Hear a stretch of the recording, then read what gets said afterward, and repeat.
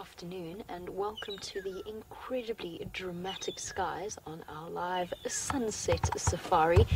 Over the last few hours we've been watching a bank of clouds roll in, and now we're watching as it slowly scuds completely past us. My name is Jamie, and this afternoon I have Liam back on the vehicle once again, having got back yesterday from his leave, actually 2 days ago now. I think it's 2 days ago now, and we are coming to you live from Djuma, Arathusa and Cheetah Plains Game Reserves in the Sabi Sand in the Greater Kruger National Park area of South Africa. Now, not only are we live, but we're also interactive, which means send through your questions on #SafariLive on Twitter, or you can email through on questions@wildearth.tv. And before we launch into our plans for the afternoon, just have a look at this incredibly dramatic skies that we have right now. I'm saying because all of a sudden it's raining on us.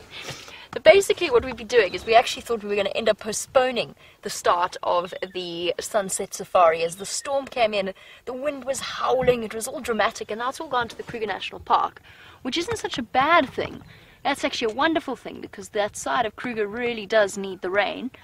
It would have been very nice if it had arrived with us as well.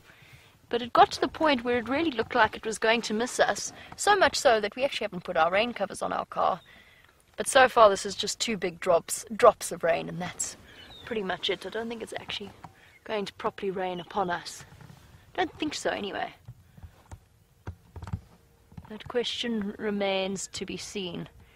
And that's one of the big reasons why I haven't gone racing off to the eastern side of Djuma, which is where the lions are with their kill. It's because I wanted to get an idea of which way the wind was blowing, quite literally, to determine whether or not we were going to have to make a very hurried escape. Those of you who've been watching over the last few days know that a hurried escape from that particular spot is not really all that possible. And at one point it honestly looked so ominous, I thought the heavens were going to open and bring down a deluge of rain. It is deluging over there, which is great for us because it means that we can go ahead with our sunset safari. We're not really geared to cope with torrential downpours, but it is disappointing in that it means we don't get any more rainfall in this particular spot just yet. And I think it's probably safe enough for us to start heading towards those lines, but in the meantime, Mr. Henry, of course, is back from leave, and the strange weather has brought out his strange antics, and he seems to be up a tree again.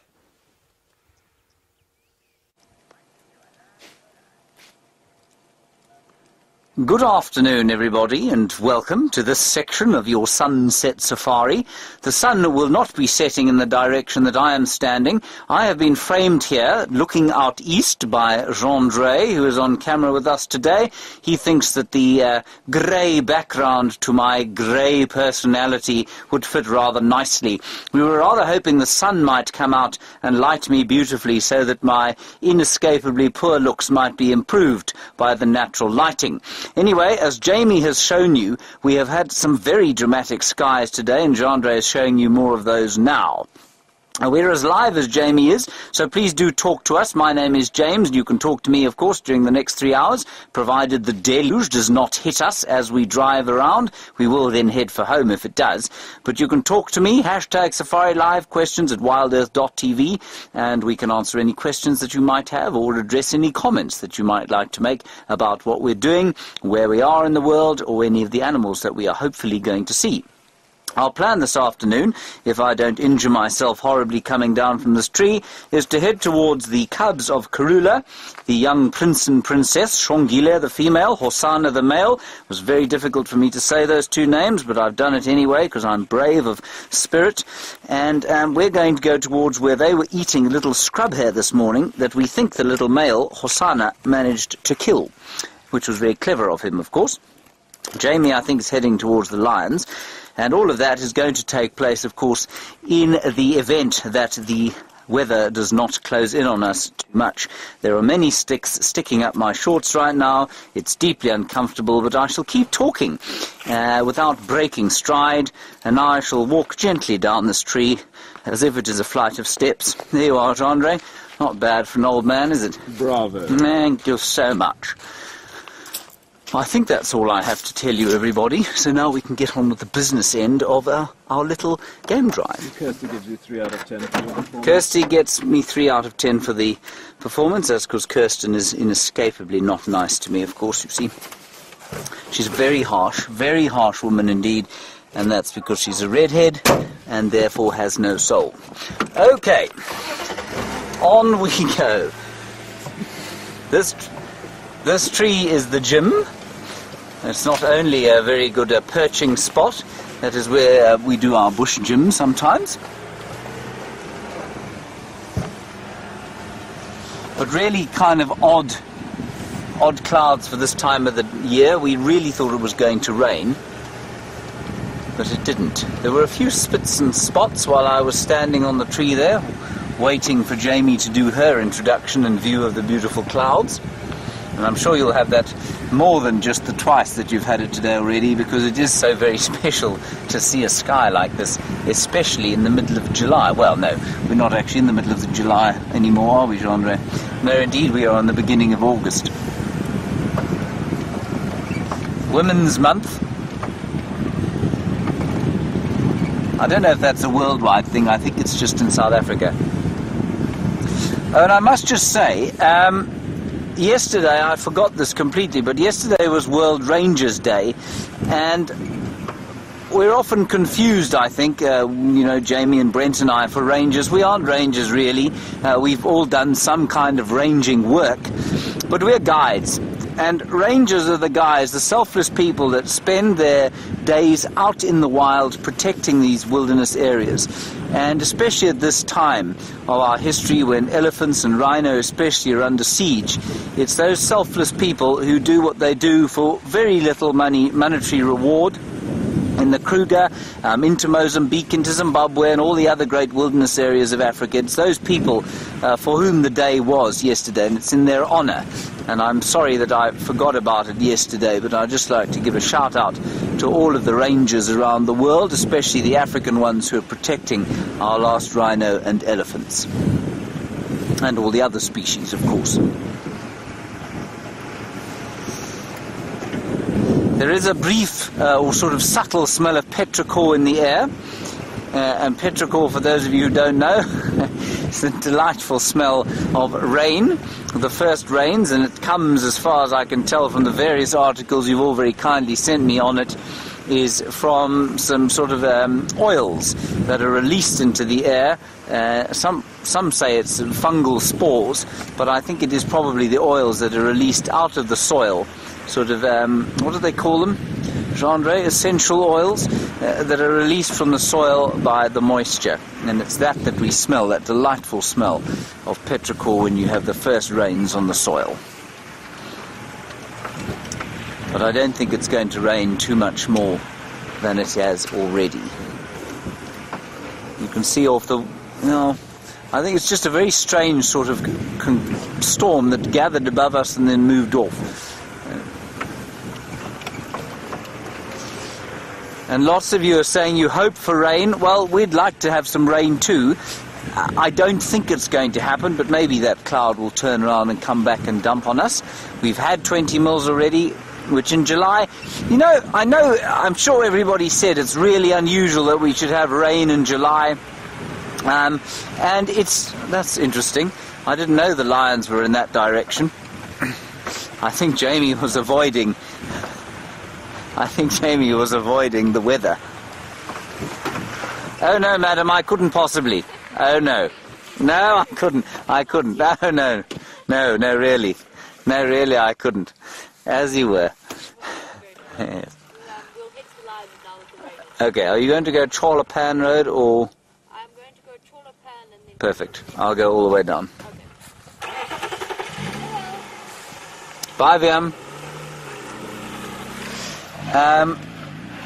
Just about every year since I've been working in this area, there's been one strange rainstorm in the winter time. So yes, while it is unseasonable, it's not that unusual. But the weather Somebody said to me as I was on leave, they'd said, you know, every single winter is the coldest winter on living record, and every single summer is the hottest summer on living record. It's like every male lion you see for the first time is the biggest male lion you've ever seen. So, yeah, I tend to these days try and kind of lessen my adjectives on the weather, but it is difficult. Let's head across to Jamie, find out where she's going. Well, I've told you where she's going, so she can tell you again, and we'll head to the south.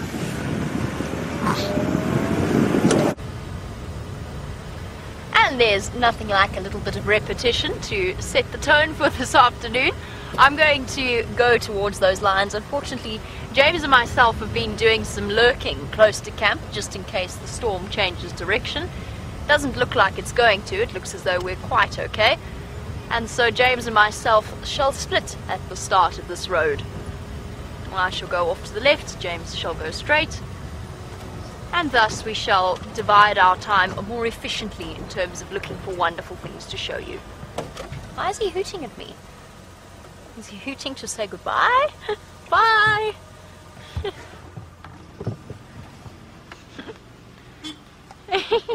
I didn't even know these cars could hoot.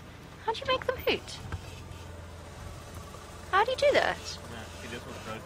Is this one broken? That's so disappointing. I know that... I can't remember which vehicle I was on. It was Jigger. I know that Jigger will definitely sound the alarm if you press the wrong immobilizer button. I know because I did that during my interview drive when I was parked for the very first viewing of the Styx Cubs last year. I know that Jigger can certainly make plenty of sound when she wants to. You can imagine the sinking feeling that befell me as that moment occurred.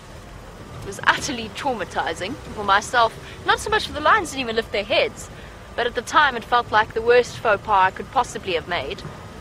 Obviously the very kind bosses decided to overlook such a transgression. Very fortunately for me. I'm so disappointed I couldn't hoot back in response, but anyway, we shall continue on.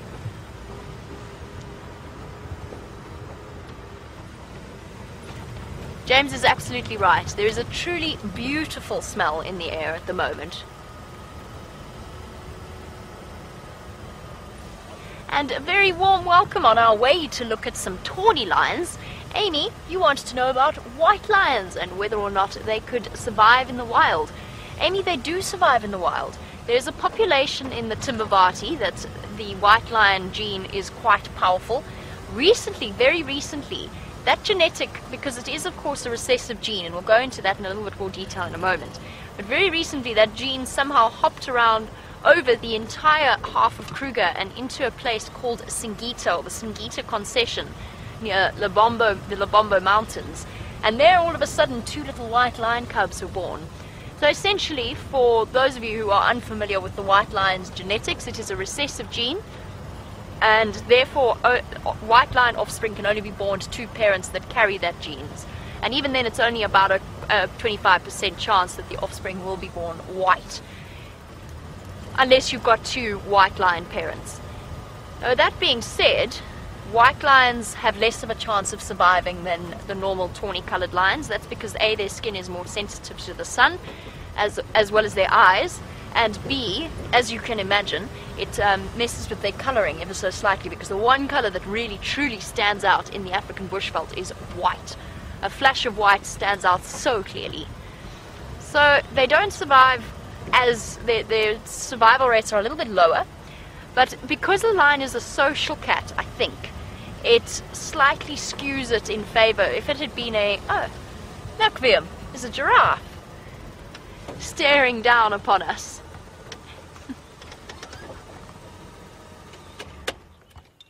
Very dark coloured. Sorry, Amy, we'll go back to our white lion discussion in a moment.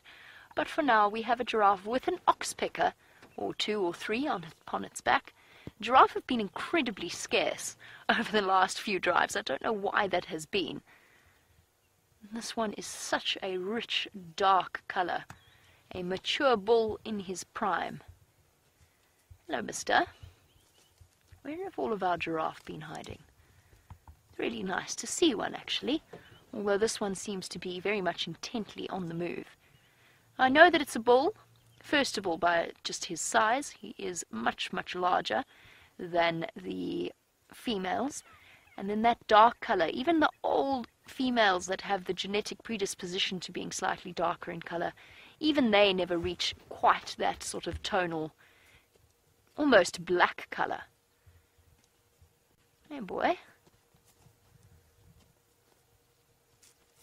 They walk deceptively quickly.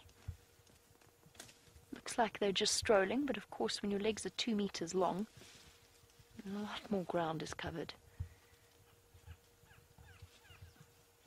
We'll try and keep up with him for a little bit, just because it has been a while since we've seen Giraffe, but I think as soon as we reposition, he does seem to be very much on the move. But we'll try and stick with him. I know at least one of our viewers, Tiffany, absolutely loves Giraffe. They're her favorites to see. I hope she's watching this afternoon. But recently we've been asked by a lot of viewers where our giraffe are hiding. Looks like there was rain here. Interesting. Just some puddles in the road. Unless it's just moving through the seep lines, perhaps. Still, every now and again we're getting drops of rain.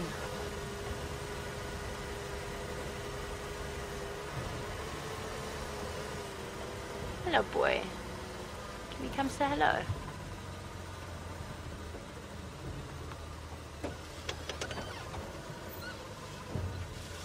Isn't he, though? Donna's absolutely right. He is absolutely gorgeous. Oh, he was having a scratch. And when you don't have hands, and you certainly can't get your feet up to where the ticks sit, then scratching on the nearest vegetation is your next best choice. And of course those sensitive areas are the ones that attract the ticks. So he is reversing back onto a tree. And are we going to go forward again? Yep, we're going forward again. Get in under those legs. And often you come upon trees that have fallen victim to such methods. Oh, we're going backwards again. Of helping with an itch. Elephants and giraffe both do it. And you'll sometimes find that they are slightly the worse for the wear after an assault of this nature.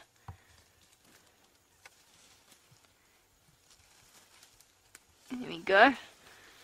Not the gentlest of method. Oh, we're going forward again. Oh, it must be really itchy. Back again. So not the gentlest of methods. At least he's picked a bush willow and not something with thorns. Not that he would have. Something's attracted his attention. What have you seen? Ah, are we going back again? No. Done. The itch has been dealt with. And those pesky ticks, I think if we went and examined that tree a little bit more closely, we'd probably find 1 or 2 straggling ticks waving their legs in the air. Oh, wow. Fish eagle's calling as well. Look where it is. It sounded very close to us.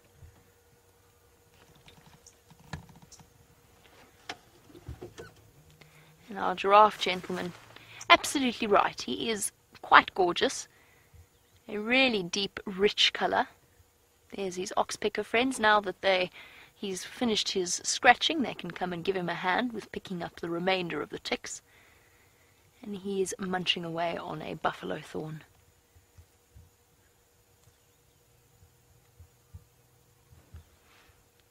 And the top of his ossicones.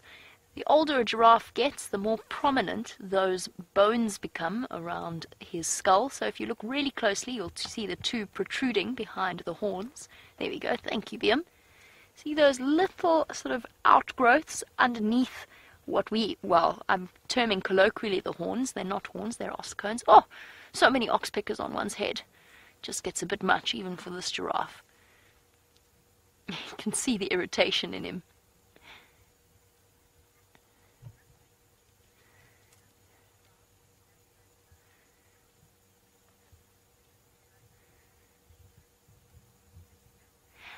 And welcome back to Dispatch, Griffin. It's lovely to have you on board once again. Dispatch, I believe, is one of our newest addicts. And Dispatch actually, strangely enough, predicted the lion hunt, kind of accidentally, having told us that our quiet morning was the calm before the storm, which proved to be 100% correct. And Dispatch wants to know if all of the giraffes of Africa are so docile, or if it's just because, like our elephants, these giraffes have become accustomed to our presence. A little bit of both. Giraffe tend to be one of the easier animals to habituate. Oh, that's so delicious. Giving us a lovely view of his tongue. Hello, beautiful. So it is a combination. Yes, this giraffe, like all of the animals of the Sabi Sand, just not just the elephants, but the antelope, the zebra, the buffalo, they've all become accustomed, and from the moment of their birth probably have had vehicles driving around them. So that's one of the big reasons. But giraffe do habituate easily.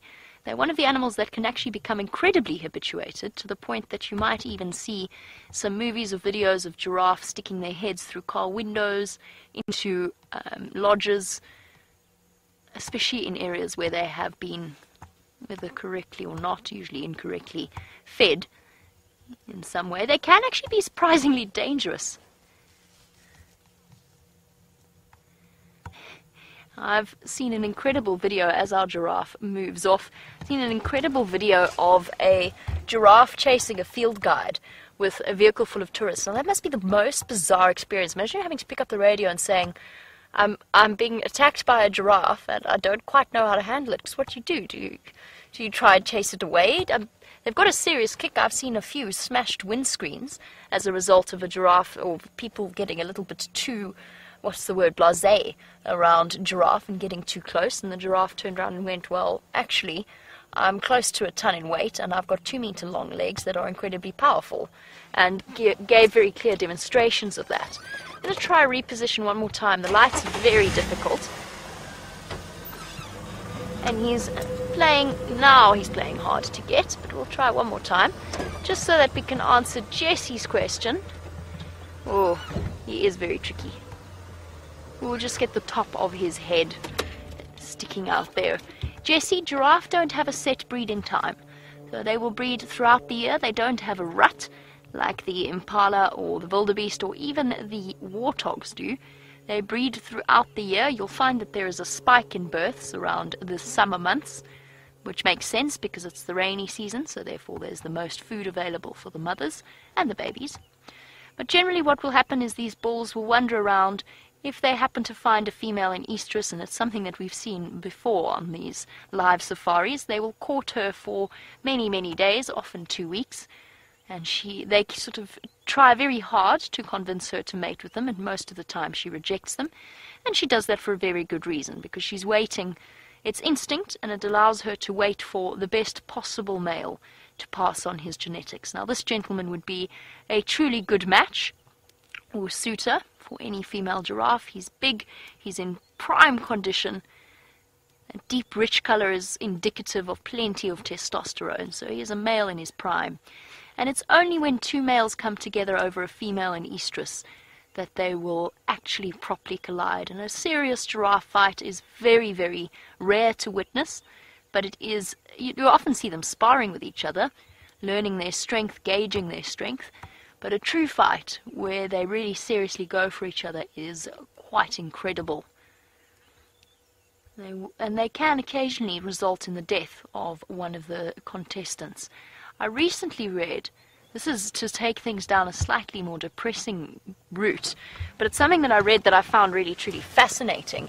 I recently read a story that was seen by one of the guests in the Kruger National Park, where a giraffe fight occurred and the loser was knocked to the floor and obviously had a broken leg, or something had broken because it couldn't get up, and it couldn't get up. Maybe a broken pelvis, because they do slip quite easily on the tarred road. An aeroplane somewhere making a lot of noise. I don't know where it is. Oh, it's going into land. There we go. Well done, VM. Not something we often see at this time of day. Anyway, this poor giraffe couldn't get up again, and the guest reported that this giraffe actually ended up committing suicide. Now, whether or not that's true or not, it's a difficult one to gauge. But I have heard stories of animals doing that, particularly when they're grievously injured or they're unhappy about something. Which is quite a scary thought, and it just gives us a little bit more insight into animals' state of mind. Our giraffe is playing really hard to get now, to go on to more happier things. He is well and intact and fully healthy, and I think we'll probably move on for now, before the other vehicles start heading out, so that we can go and book our place at the lions. I'm very much excited about seeing those little cubs one more time. I'm really hoping we're going to get to the stage where the youngest set will be old enough to come out and about, and we'll get to see all 8 little Nkuhumas. And then there's also one part of me that really wants to go and check up and see that little cub again for myself. I only noticed it at the end of the sunrise safari 2 days ago, but one of the Nkuhuma cubs has a limp, and I just want to go and see if I can work out exactly what's happened to it. Thank you, mister. He has all but disappeared into the darkness of the trees. The sun feels like it's about to come out. It's turned into a really lovely still afternoon after all of the dramatic wind that was blowing earlier.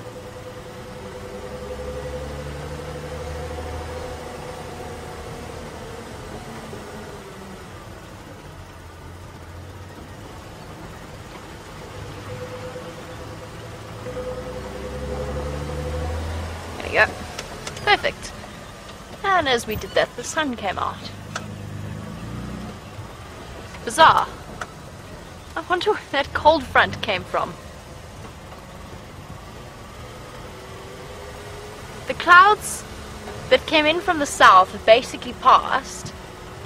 They're blowing away now with a short, sharp, what must have been a short, sharp cloud burst. And there's nothing following them. It's just blue skies. I was about to say July is a very strange month in terms of transitional weather. But it's not July anymore, is it? It's August, as of today. August, I guess, is a strange transitional month.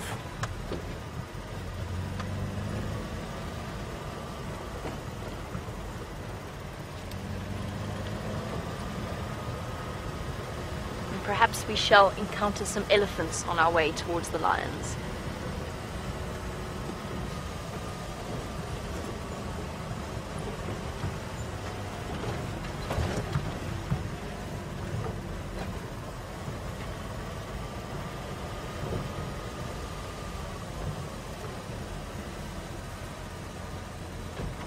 Speaking of the rain and the fact that in a way it has almost been unexpected. It's been very nice to have as much rain as we've had in the winter months. Aaron would like to know if there's any animals that we're going to see more of if we do get good rains this year. And the answer is not really. Funnily enough, in terms of, for us, not that we want what's best for the environment, not for us in terms of game viewing. For us, the drought actually provides the best possible game viewing that we could see, because the animals are forced into smaller areas, into more concentrated areas around waterholes. And Aaron, you might have noticed that a lot of our general game dispersed as soon as we had that little bit of rain. And that's what happens in summer. It gets harder. First of all, it's really hard to see things. And second of all, the animals are more, as I said, they're more widely dispersed. They're not concentrated around waterholes. I can't think of a species that we would see more of. We might maybe see bigger herds of buffalo coming through, although they've been forced into this area anyway because of the lack of water in the Kruger National Park. I can't think of a species we'll see more of. We'll see lots and lots of little impala and baby wildebeest. That's always there, but we're going to see that anyway, regardless of what happens with the rainfall. The question is whether or not they will survive in future. We will probably see more hippopotamus. They might move in from areas where they've been a bit more concentrated if the dams start to fill up. But that is probably it. I can't think of anything else. And bird life might be quite spectacular. I found that the bird life was quite subdued this year, in the middle of summer, thanks to the lack of rainfalls. We got the cuckoos coming in and the various migratory species, and they came in for a couple of weeks and then they kind of dispersed off towards the reserves closer to the mountains that had more rain. And we might see more bird species. We will definitely, the one thing we will see, Aaron, I'm thinking mammal species, but one thing we will see is lots and lots of insects. This year's insect explosion was very much reduced, but in summer when the rains come properly, dung beetles flying everywhere, black eyes for the person holding the spotlight or for the cameraman sitting behind the presenter light that attracts all the bugs. We'll have so many awesome insects to look forward to, and that's when bushwalk really comes into its own, because you really do have this opportunity to observe things up close and personally, and become acquainted with all of the creepy crawlies, or the hohos as we call them in colloquial South African. There'll be an insect explosion, that is one thing I will tell you, and probably more reptiles as well, because I felt very much as though we were lacking in chameleons during the summer months this year. But then it was also my first summer spent in the Northern Sabi Sands, so I don't know what's normal for this area. Oh, hello little boy.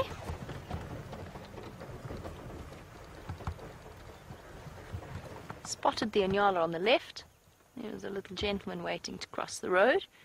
Look at you, with your silly little horns. Not so silly little horns, actually. Hello, boy. Hasn't even got his adult colouring yet. Here's another little one, off to his right. Also a male. Look closely. You'll see the horns starting to poke through at the top of the head there. I always wonder if that's really itchy for them. Like getting teeth, but different. In fact, it's probably itchy sore, like toddlers experiencing teething. There are two little boys, actually. Our Nyala, like the giraffe, don't have a set breeding time. That one, look at all the stripes on the one on the right. But they don't have a set breeding season. They'll breed at any time of the year. And shame, I called this little one's horns a bit pathetic. But actually, those daggers are when they become the most dangerous. We were speaking to Mike, who lives next door to us, and those of you who were watching will remember that we found there was a dead male Inyala that had been completely eaten by vultures, hadn't been eaten by a leopard or a lion or hyenas, and that we found out had died in a fight with another Inyala next to Mike's house, and he'd gone and dragged it to that area away from his fence line. And he said that the male Inyala was a full-grown male Inyala. He said it was killed by, because he was watching, a young male that was a little bit older than the one that we just saw. But you know, when they start to grow, their horns are like little daggers. They're about that long, and they're really, really sharp and pointed. And apparently this little Inyala got cornered and turned around and pierced the lung of the older Inyala. Not to be trifled with. There are a couple of deaths, human deaths related to Nyala and bushbuck living in people's gardens. They still should be treated with utmost respect. I hear that James has been driving through some dense vegetation. Let us go find out what he was up to and what he has to show you.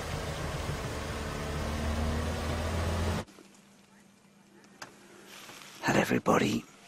We've come to Karula sighting here. That seems to be her. I've got to tell you, I think there's something a bit odd about this. The coat looks much too yellow, but while I try and assess what's going on there, just up on the bank here, Jean-François has managed to spot both cubs. They're up top there. We might try and reposition around there. I'm just going to have a look, see if this is Madame Karula. It just looked a little odd, but maybe she's just had a bath. She's just been to the salon, and I can't really see her face, or her spot patterns, or her wow, but I can't actually see much at all. Alright, so for those of you who weren't with us this morning, Herbert tracked the leopards in here, and then we came in and we managed to see the little cub, Hosana, and he had killed a scrub hare, and possibly his first kill on his own. And we've come back in here now to see them at the original kill that Herbert found. Now, That's not Karula. I think that's a male. I think this is a young male. It's definitely not her. So what's going on? The two cubs are up there. I wonder if it's not Tingana. I'm just trying to see the spot pattern. He's 1, 2, 3, 4. He's 4-4. Tingana's 4-4, is he? Tingana is 5-5. I can't see exactly. Mvula is 4-3.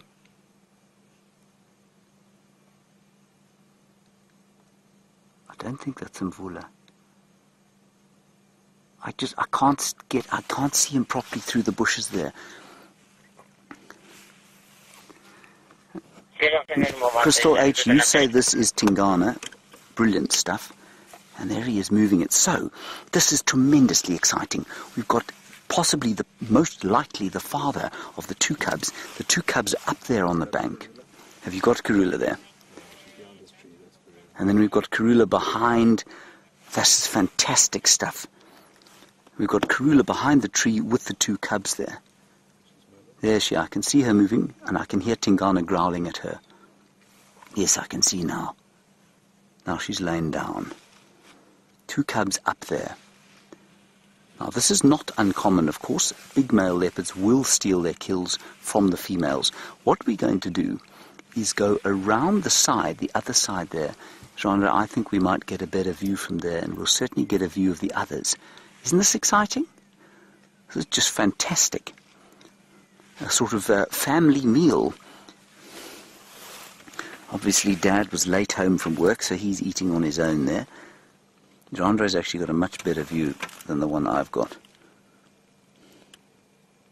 This is fantastic stuff. I'm just going to quickly call it in, and then we'll move. Yeah, I've relocated here off Ledwood Road. Now 4 animals on site. Tingana is here as well. But we've got maybe 1 out of 5 visual.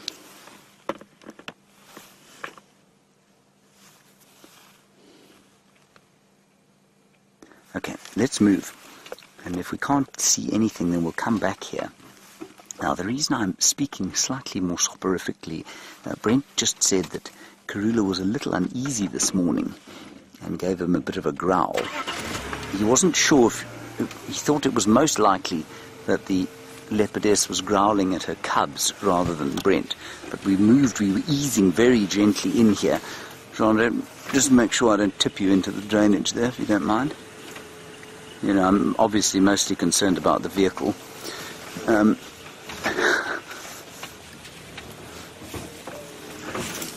Isn't this amazing? Yeah, it's not going to be easy to do this.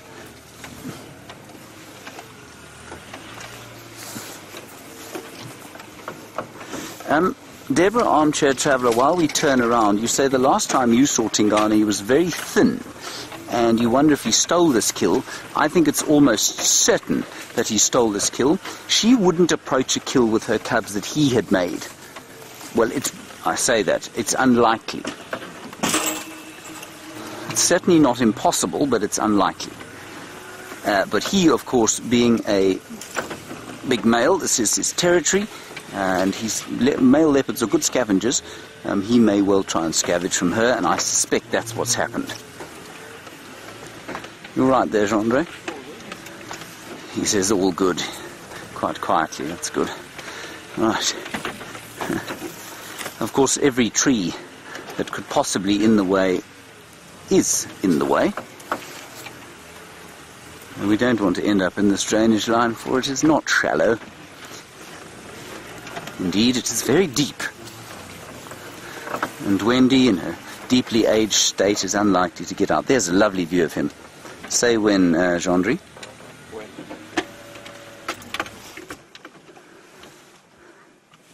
There, we got a good view of him now, everybody. 1, 2, 3,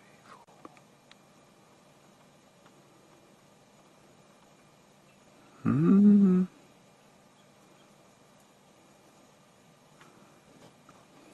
cat in Tampa, you say much family going on with all the leopards at the moment. Yes, there is quite a sort of family thing going on, isn't there? He's just growling. So we've got lions with the males and the females and the cubs. Leopards the same. This is just fantastic. Okay, let's move around.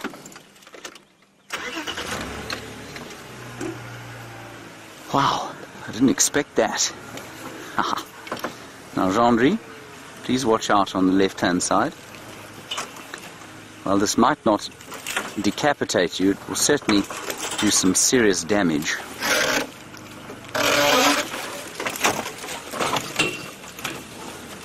All right. Right, we're going to try and... I was going to say ease, but it's difficult to ease in bush like this. We'll go around the side there. And while we do that, I think let's go back to Jamie, find out what's going on with those lions, and I'll try and get into a position in slightly more quiet position.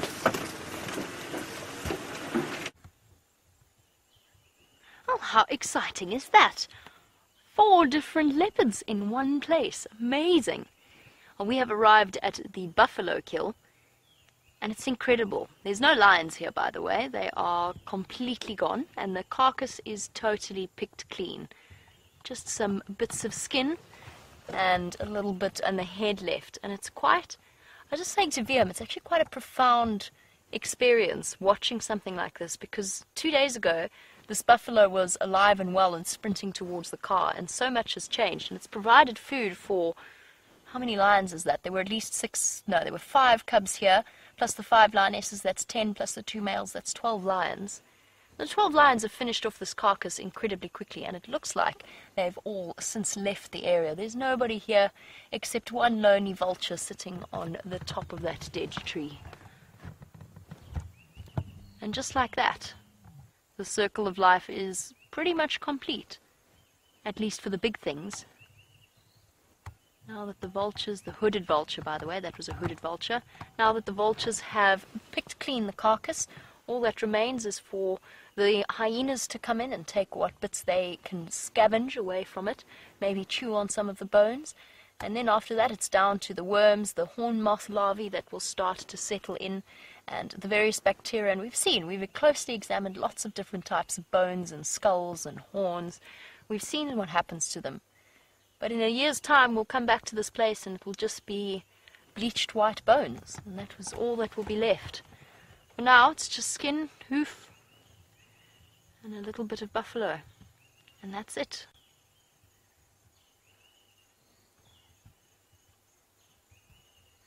And so far, Roger, in answer to your question, no sign of any hyenas having come through. Hyenas, when they come in and they settle, they will have spread the bones far and wide as soon as they come in to start to feed off a carcass. And Roger, I haven't heard any reports of hyena activity. They have been really, really busy, though. They've got a very big job, and that is cleaning up 2 dead elephants at Buffelshoek Dam. Oh, not Buffelshoek Dam, at Buffelshoek property. There's 2 dead elephants there, both of which, as far as we know, have died from natural causes. And the hyenas have just moved in, and the hyenas and vultures have been having a field day. The lions haven't even bothered to go there, or at least the females haven't. And we discussed why, and we think that probably because they've got the cubs. They don't want to risk taking cubs. There's the risk of strange males. There's the risk of other lions coming in. They just can't take the chance, even for a free meal. They've settled for hunting their own. Roger, no sign of any hyena activity, but I haven't been out since yesterday morning. So I was off yesterday afternoon and this morning, and it's amazing how in just that time period you lose track of what's happening exactly around you. So I haven't seen any hyena tracks. Usually first thing in the morning you're constantly building up a picture of what's going on, but I haven't done that for the last 24 hours. So it's really nice to be out and back on the vehicle again. I strongly suspect that these lions are at Buffelshoek Dam. That is where I expect to see them, unless VM spotted one. I was just wondering if they had a hammerkop nest. Oh wow! Awesome! That's exactly what that is. VM has spotted something else fascinating. That indeed is a hammerkop nest. It is the largest nest that is built by one bird. So it obviously doesn't compete with the famous nests of the sociable weaver and the Kalahari and those places. But that enormous nest belongs to one smallish bird called a hammerkop, or a hammerhead. And that's the first time I've ever noticed that before. That's awesome to know. So it's absolutely huge. So huge that raptors even build, I thought we only had one of these on the property. Even raptors or storks will build their nests on top of the hammerkop nest. And it's one of the reasons why there is this belief that hammerkops are bad luck, that they're actually demons in bird form and that they can shapeshift. Because people used to watch, what's that? Oh, it's flies. I wonder if it's occupied. How cool is that? There's the entrance hole. Huh. Be really worthwhile keeping an eye on this particular spot. Maybe next time we do a bushwalk, come here and go and have a look at the hammerkop nest. But yes, local people used to see the birds coming in to the nest site, and they've got lots of different false entrances.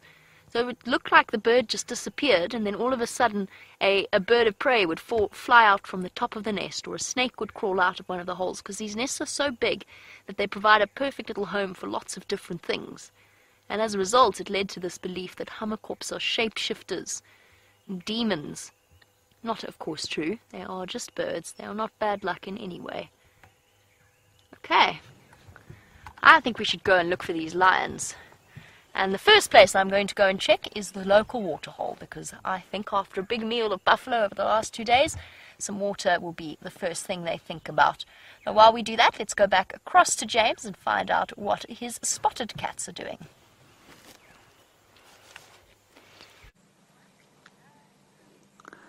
Well, there we are, everybody. 3 spotted cats, Karula, Shongile, and Hosana. And just sort of over to the left-hand side of your screen there is where Tingana is eating their supper. And they're all looking at the meat. They're sort of, well, I guess they're rather hoping he won't finish their supper completely. But that's why they're not looking at us, and I'm afraid I can't get to an angle where we can see them and him. I'm just going to quickly talk to Tax on the radio. Tax, animals on site, only one station has called in coming here, and that was me, no one else, so make your way, and then as soon as 2 of you are here, I'll move out.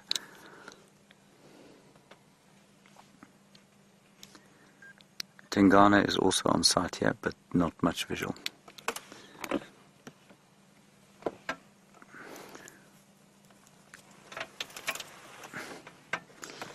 Yeah, FM, definitely.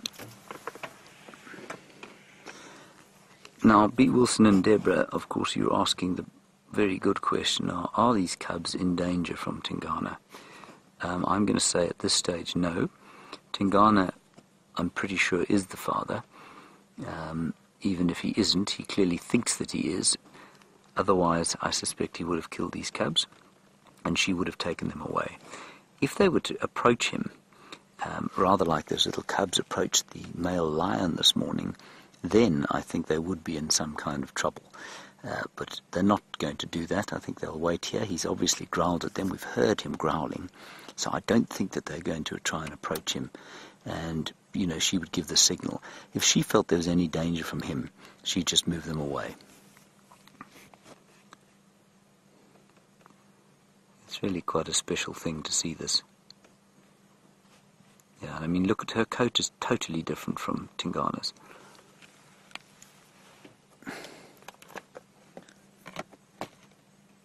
It's just, it's less contrasty, if you know what I mean. It's just kind of more uniform. Now, we're not going to have all day here, so let's just enjoy this while we can. I know that there are definitely 2 people coming, but we'll have about 10 minutes, 10 or 20 minutes, somewhere around there. So let's just enjoy while we can. So get your questions in now if you want to ask any questions. #Safari Live, questions@wildearth.tv. You don't even need to ask us a question. You can just send us a comment about what you think of this lot.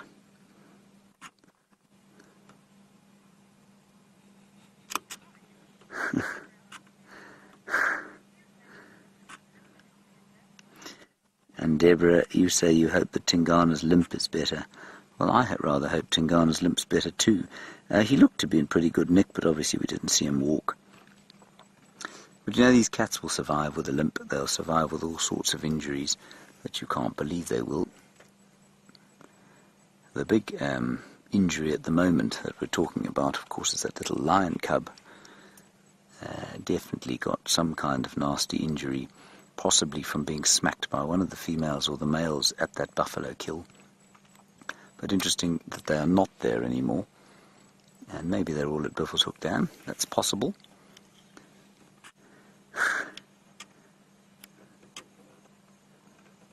It is quite impressive to see her flipping over like that.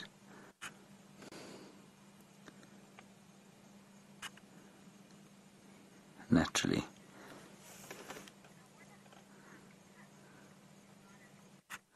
Paul, you say you wonder how many times these cubs have seen Tingana.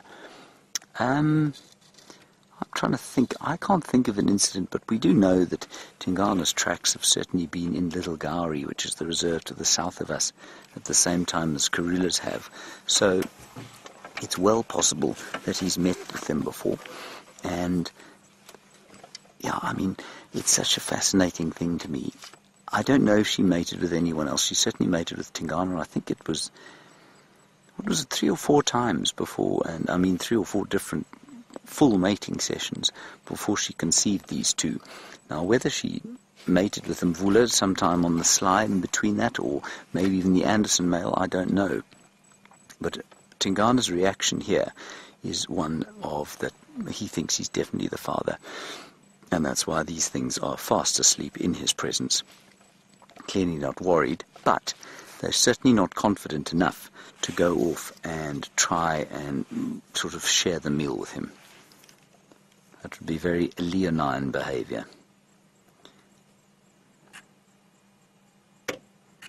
These, of course, are not lions at all, are they, Gendre?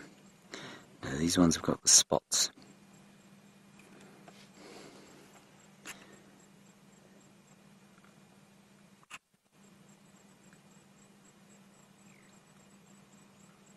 And all is beautifully peaceful. Not sure what the temperature is at the moment, but in the sun here it's pretty warm. It's probably sitting at around 24, 25 degrees Celsius, which is around about 75.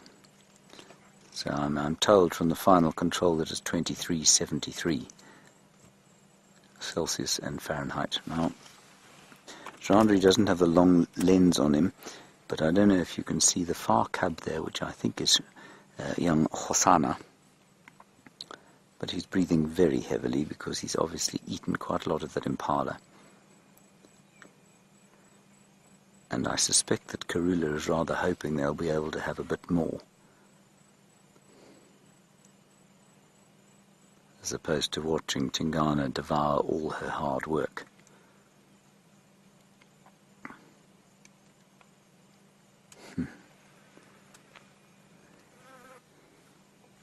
I'd love to try and move everybody and get a better view, but I don't think we're going to get a better view. Now, Rocky Knight Brent yesterday had a pair of mating leopard tracks, or what he thought were mating leopard tracks, male and female, somewhere around the gate, around the Vuyatela gate. Sorry, the sun is quite bright in my eyes. You want to know if it could be these two? No, it couldn't be these two. A, they were not there. They're a long way from there. We know their tracks have been around here, or certainly her tracks have been around here for a long time. But also, she will not come into estrus until these cubs are either killed, which we hope was not going to happen, obviously, or until they go independent. And that's not going to happen for some time. So, no, the chances of them being the mating pair are almost 0. Look, he's just lifted his head up there.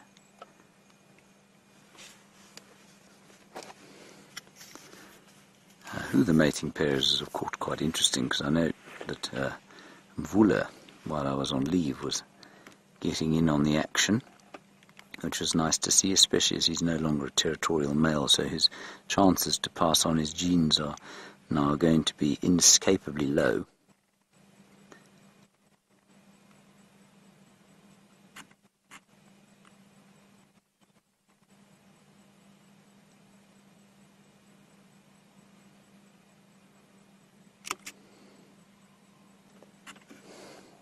he comes.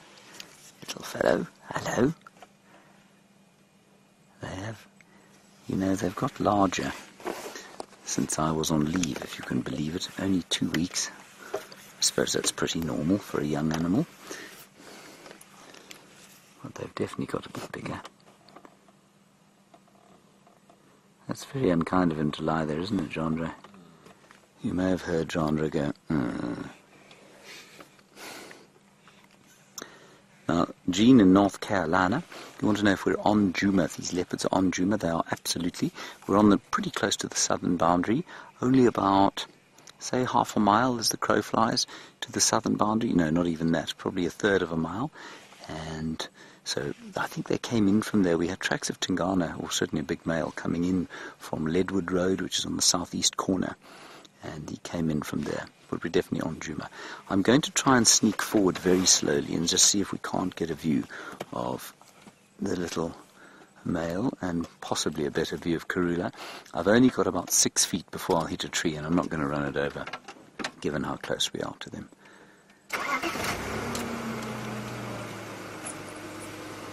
Say when, Jandre, you've got a shot.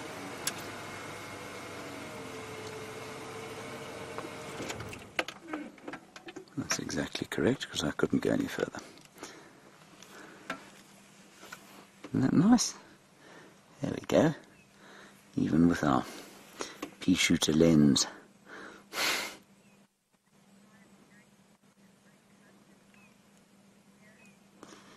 Sarah, you're in Ohio. I don't think I've spoken to you for a while, so thank you for getting hold of us again. You say, hasn't Tingana been known to kill his own cubs? I don't think he's made a habit of it.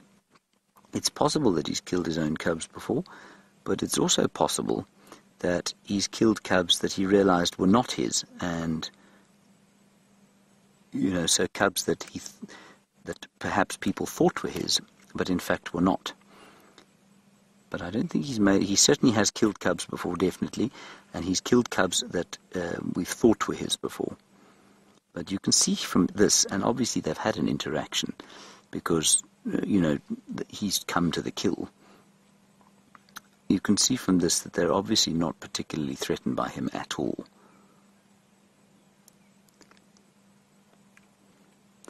I think they heard him moving.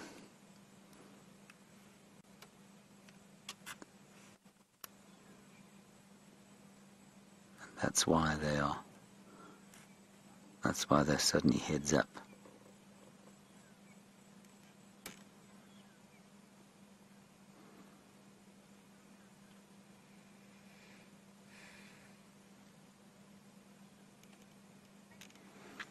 That's lovely.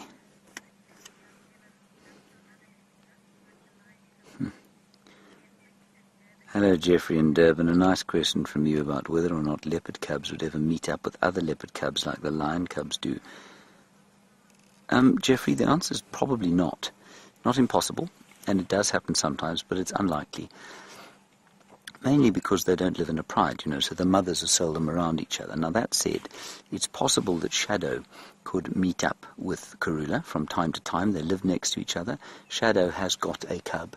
Now, look at little Shongila there getting up, having a look at the impala, obviously very hungry still. And so it's possible that they'd meet up, and then the little cub of Shadows and these two would meet up. They wouldn't play like lion cubs do. Well, it's unlikely that they would, and that's simply because they wouldn't know each other, eh? Oh, there we go. She's moving down, sneaking up on Dad. Go ahead.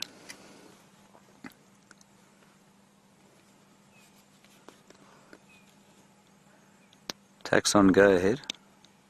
Sorry, I've just got to talk to Tax on the radio.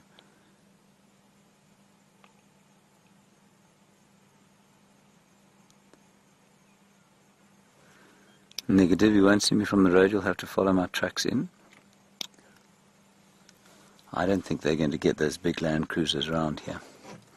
Ha ha ha ha. But Jandre, you came in from the other side, did you? South. From Mumba Road? Southwest. Okay. No, from Sun Road. Okay. So she's just looking over to see if if Dad has left the meal or not, and I suspect from her reaction that he has not, because she would go down there if she felt she could.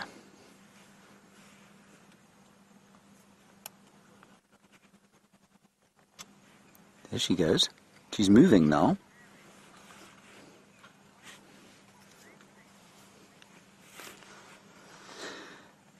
Aaron from Brooklyn, you're a new viewer and it's wonderful to hear from you. Thank you for talking to us. And a very good question. Why don't they just get their own prey? Why do they continue to wait for the male to leave theirs? Well, this is their prey. She would have killed it. He's stolen it from them. And I think they've eaten quite a lot of it, just given from the heavy breathing. They also killed a little scrub hare, which is like a rabbit around here this morning.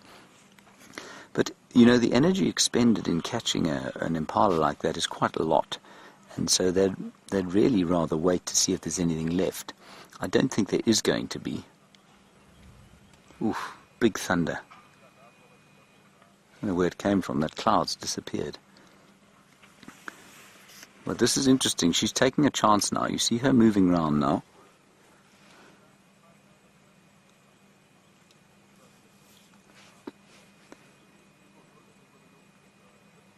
Here she comes. She's coming towards us now.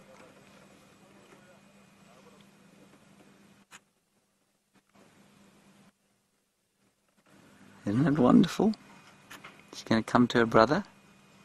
No.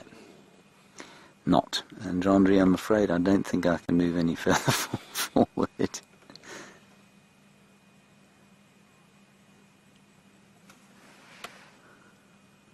are so sweet.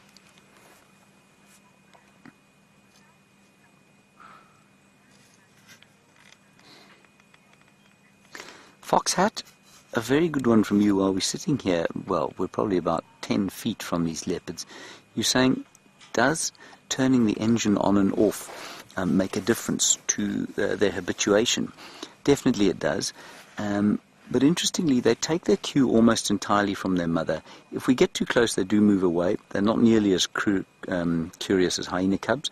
But at the same time, I mean, we had a sighting of them the other day where I managed to set off the alarm in this car, and so you heard me maybe hooting gently at Jamie earlier. But the car was going beep, beep, beep, beep, beep, beep. They didn't even move. They didn't even react. And I think that's because they took the cue from their mother. Go, Tax.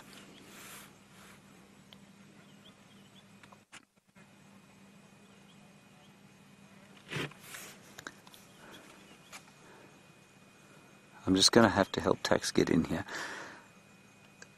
Tax, just keep coming. You're going to have to try and cross that drainage line. And ideally you need to do it from, like the sort of northern side of where you are now. I can hear you. You're not far, but it's quite tough in here.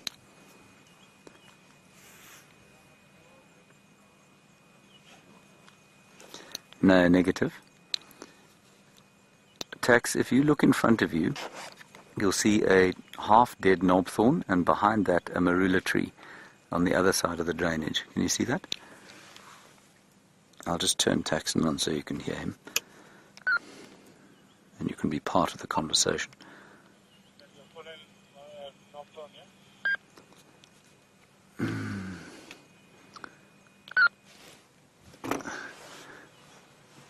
Now, Tax, look due north from where you are. You'll see the drainage line, and there's a marula tree on this side of the drainage and a knobthorn tree on that side of the drainage. And we're just the other side of the marula tree.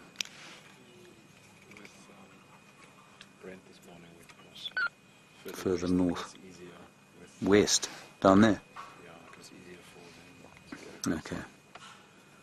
Let's just see if we can get him in this way, otherwise we'll send him down to the west.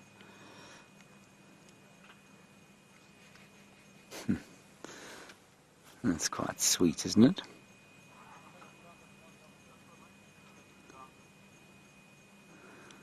Tax, just turn off there. I'm going to turn on and then you'll hear the engine. I'm going to turn off again quickly.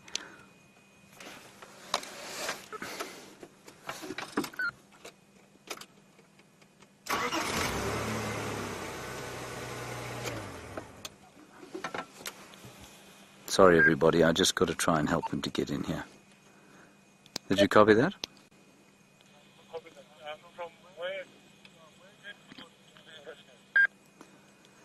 I crossed just to the east of where we are here, but it's quite difficult. Chandra says Brent came in from the west earlier, so it might be easier to get across further west from where you are.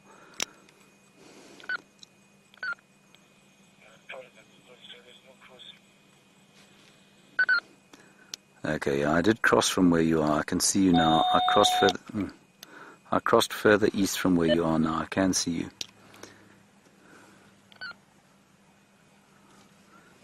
Anyway, while they're trying to get in here, we'll just enjoy the leopards. Alright, let's go across to Jamie while I try and help these chaps get in here. Get an update from her, and we'll come back to the leopards before we have to leave. Sounds like a really difficult position that those leopards have managed to pick, and Taxon's definitely going to need some help getting in there. No luck with the lion search. I'm disappointed. I was convinced we were going to come round the corner to Buffelshoek Dam and found them all sprawled across with giant bellies just sitting next to the dam. But that, alas, was not to be the case. And their tracks, there's one or two of them coming backwards and forwards from the kill to the dam. But there's no indication that the entire pride went in that direction. So where have our lions gone? There's one thing that's bugging me, and that is the fact that there's still meat left on that carcass, and those vultures are not on it. And it makes me wonder that those lions aren't hiding somewhere very close by, still being a bit defensive instinctively, even though there's nothing really left for them to feed off. They might still be protecting the carcass from the vultures. The fact that we've got such a collection of them, and it's not just that one hooded vulture. When I've gone round to the other side, I noticed that there's about 20 vultures hanging around the area, but they're all in the trees. They're not down at the carcass. Unless they've already had a chance to feed and they've got full crops, I don't think so. I'm going to go back and investigate. For now, let's head back to James and his leap of leopards.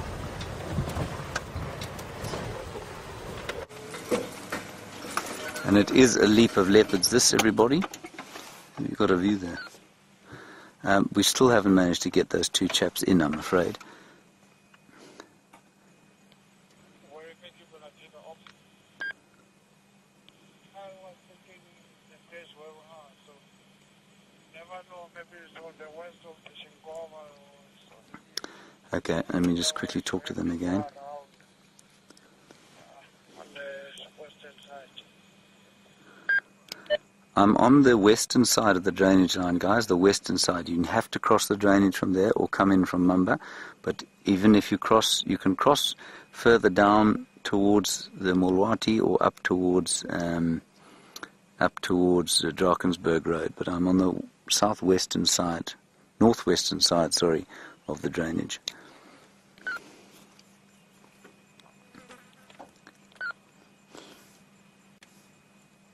I'm not sure why they're struggling to get in here.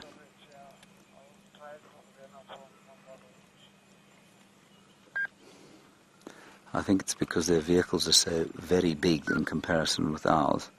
Makes it quite difficult for them.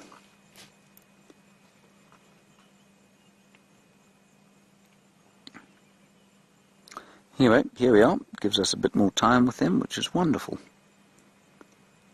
And Karula just snuck up towards the drainage, I think, to have a look. And one of the cubs came to say hello to her, and she kind of gave a bit of a hiss at him. And then she moved off, I think, to look to see if Tingana was still there, perhaps eating her hard-won meal.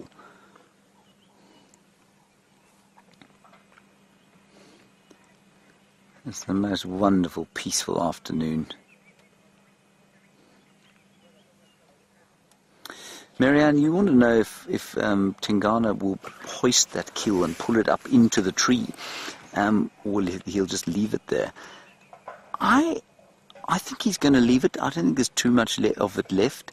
I think he's pilfered it from her, and so I think he'll probably just finish it there, to be honest. he might just, if he's on his way patrolling or something like that, he might leave it earlier, and then she might hoist it up into this tree.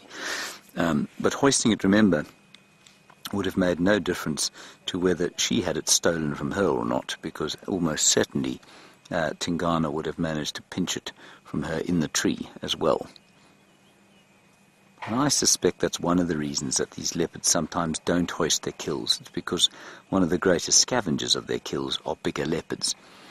And so although putting it in a tree does keep it safe from hyenas and lions, it doesn't keep it safe from other leopards. And we've watched Karula have kills stolen by Mvula,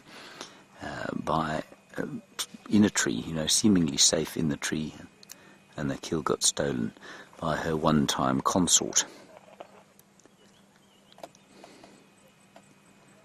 And all the way in the background, other than the sound of Aubrey coming to the sighting, is the little white-browed scrub robin.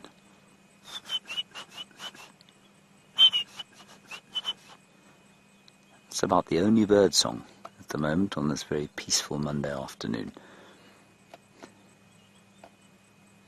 I was just saying to Viam earlier this morning, Jean-André, that, it'd be much nicer to be sitting in traffic somewhere, don't you think? Yes. Perhaps in an office reading a legal document. Wouldn't that be much nicer than doing this? This is an awful way to spend a Monday afternoon. For those of you who don't know me too well, that's called sarcasm. And it is, of course, my favourite form of wit. Yeah, just look to your left there, Orbs.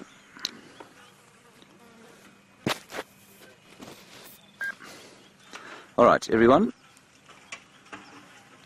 Sorry, it's Tax. To your left, Tax. We're going to have to leave these beautiful leopards, and we are going to leave them here in the capable hands of Taxon. And while we move away, let's go back to Jamie, find out what she's doing, and I will see you once we're out of the sighting.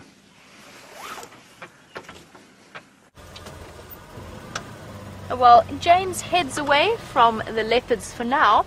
I'm going back to investigate where this carcass was, because I'm not 100% convinced that these lions have moved all that far away. I think if they had, the vultures would still be feeding off that carcass, especially with the number of vultures that are here.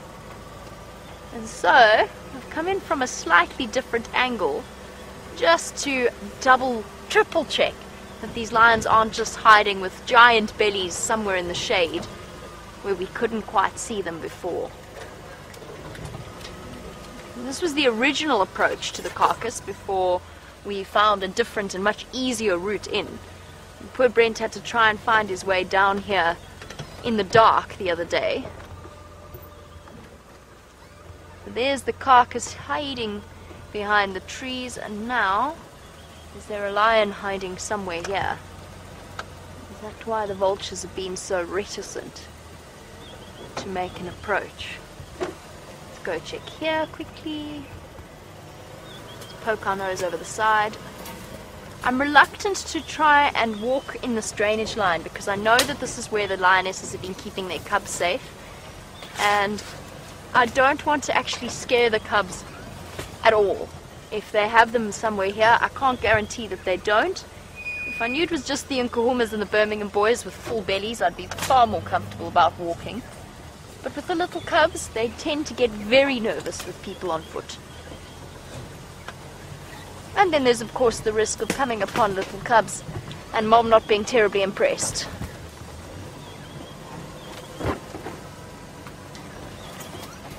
And Snoop, welcome back as always on the back of our sunset safari. Snoop would like to know what happened to the little lion cub that was injured and how it was injured. We don't know. We have absolutely no idea.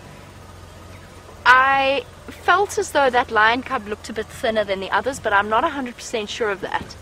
And I don't want to cause distress where I needn't. It might have been... I don't see any lions hiding in this drainage system. It might have been from an injury to the cub as a result of getting a bit too bold from feeding off the carcass and perhaps got a bat by one of the adults. That does happen. It might have been an injury that happened if it fell. Lion cubs get injured. And I've seen a lion cub with what I thought was a broken leg go on to heal and reach adulthood and be absolutely fine. So there's by no means cause for panic just yet. I don't know where it is now. Probably with the other lion cubs. Mom's not going to leave it behind. Mom will stay and look after it and make sure that it's safe and hope and that it can keep up with the rest of the group. So it will be fine, and that's where being a social cat comes in hugely handy, because injuries like that might be a death sentence for something like a leopard or a lion, for a leopard or a cheetah. For a lion, they've got a far better chance of surviving because they've got the rest of the pride to help them out.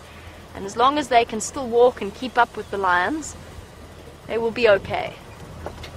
So definitely no reason to be too distressed just yet about the state of that little one. I think it's going to be just fine. Tell me how these lions disappeared. Because they didn't walk on this road. They didn't walk on one of them walked on Hyena Road, but up to Buffelshoek, and they did it. I don't think it was from today. So where on earth did these lions go, and why won't the vultures go down to the carcass one more time? We're going to drive in one more time to this carcass and just see if I didn't miss something. Perhaps they're sitting on top of that drainage line wall. Oh, in we go again.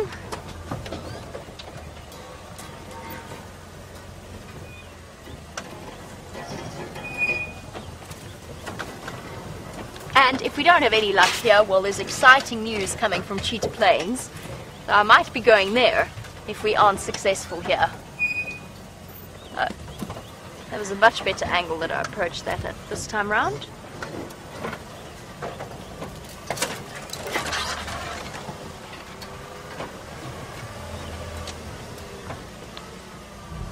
I just would have expected to see more vultures pecking away at the face. There's still meat left there. Perhaps there's a male hanging round, too lazy to move.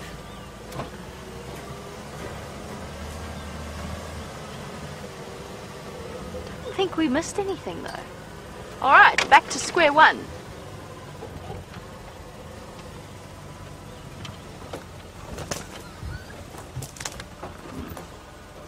There is a delightful scent in this drainage line. Delicious smell of rotting buffalo.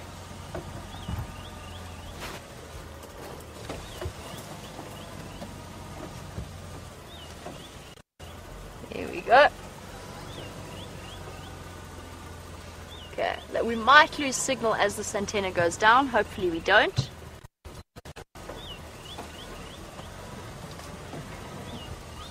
Okay. Now I feel better because now I feel like we've very thoroughly checked the spot. And there really isn't anything here. There's total silence.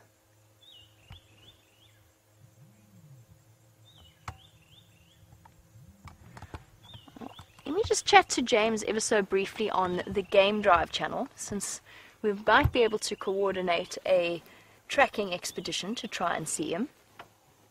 There's no lines here. I wonder if they're not just that side, on that side of the drainage line wall. James for Jamie.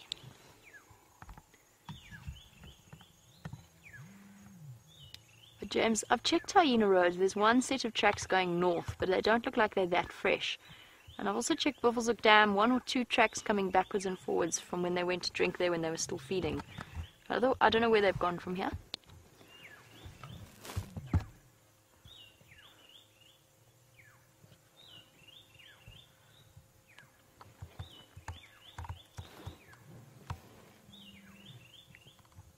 Copy that, thank you. I'm going to go check Quarry Plan. They might still be in this drainage somewhere.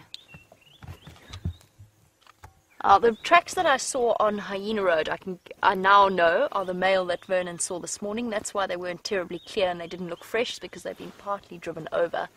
Obviously the vulture's soaring overhead. Well, I guess that's that. I guess the carcass is just... They can't be bothered to go to the effort of trying to get into the bit in between bits of the vertebra, because there's enough meat left on that face still. Maybe it's deceptive, maybe there's hardly anything left. gruesome and yet fascinating at how quickly it's gone from living, breathing animal to skin and some bones. Half the rib bones are gone. Quite incredible. Okay. Right, now I feel better. We've double checked. There's no lions here. Let's go back and check in some of the other directions that they might have walked on. Because unless there's somewhere on this other side of the drainage line wall, it might be worth going to check Quarry Pan or somewhere similar. If I walk over there and onto this dam, having now driven, that's where we drove in to watch this buffalo kill, and that's where I had to reverse away from the buffalo and the lioness that was on top of it. If I walk over there now, and the lionesses are lying in the drainage line below it, they're going to feel very seriously trapped. I'm listening for cub calls as well, but I don't think they're going to keep the cubs near a carcass with hyenas coming and going. Alright, we're going to go out, look for these lions. In the meantime, let's go over to James, who has got one of the other birds of prey.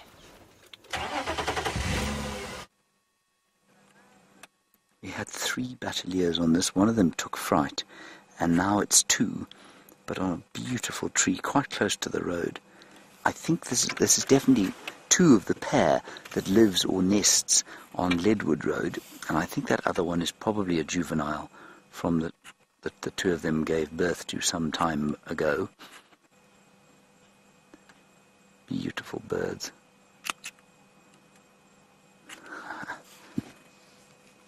And just sunning themselves quietly. Now, of course, they would love to have got in on the action at the buffalo, but their vultures got in there well before they did, and so they wouldn't have even bothered.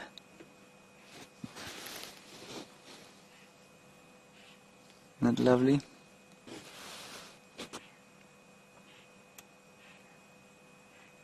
It was perfectly kind of backgrounded by the blue sky, and it's quite a pale sky today.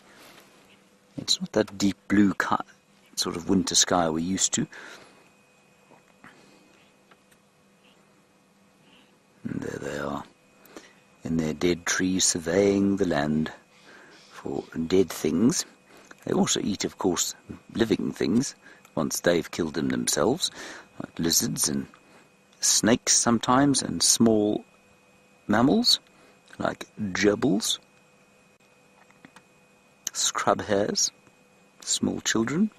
Not really small children, they don't eat small children. I'm just being facetious.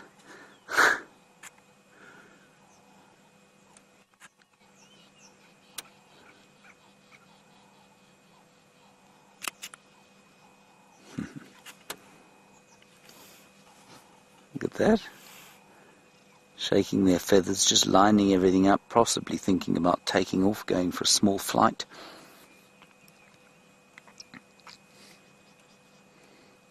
Now, of course, what they see is probably profoundly different from what we see. Their eyesight is spectacularly good, far better than ours could ever be. And the amount that they'll be seeing perched up here, looking off to the east and west, is, I would imagine, in much sharper detail than we're able to see it. And not only that, I would also think that it's probably, I'm sure they can see a lot further as well.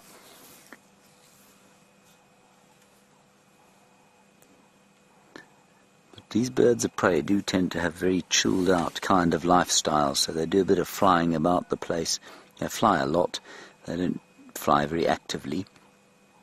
They just sort of hang beautifully in the air, low down, and then they do quite a lot of sitting. I know some people like that. Quite a few, actually. That, of course, if we sit here for long enough, will become quite a pleasant sunset shot. We'll just reverse a bit and have the sun going down behind them. But I'm sure by then they will have moved on. And I don't think we're going to wait here for an hour, do you, Jeandre? Do you think you might go to sleep if I sat here for an hour in the sun? He's nodding. Off.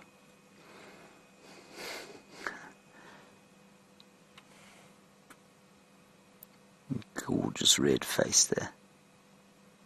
And wings sticking out over the non-existent tail. Sitting in a knobthorn tree, killed by elephants, not intentionally of course, but they pulled the bark off to eat it, and that sealed the knobthorn's fate. And so it will stand as a skeleton probably for, I don't know, maybe 5 years or so, and then it's not a tough tree like a leadwood, and so it'll probably fall over. Brilliant. Okay, let's carry on, and we'll just see if we can't give Jamie a hand with those lions. Not because Jamie needs a hand with the lions, but because we're in that area anyway, and we were the last ones to see them. Oh, here's one I can actually ask. James Richard, you want to know what the local word for the Shangaan word for a batelier is? It's shimungwe. That's shimungwe. And you want to know if there's a local word just for bird of prey, like raptor? No, I don't think there is. There's a word for bird, obviously, that's shinyanyana, or many birds, shinyanyana, and these ones are called shimungwe or swimungwe.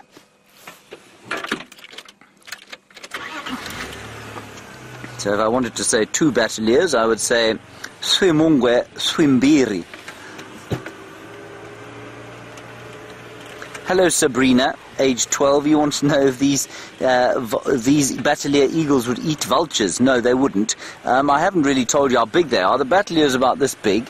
So about, what do we say? That's almost 2 feet tall, probably 2 feet tall. And Sabrina, the vultures are a bit bigger, so those big white-backed vultures probably 2.5 feet tall, and they're a bit heavier as well. The hooded vultures, which is the other kind of vultures we saw yesterday, the ones that were eating the disgusting lion dung, they're about the same size. So they wouldn't try and take on something like that. It would just be, there would be too much risk involved in taking something much bigger than them, especially when they're not designed to do that. They're designed to scavenge themselves, and also to just hunt much smaller prey. Go ahead, I'm just talking to Aubrey.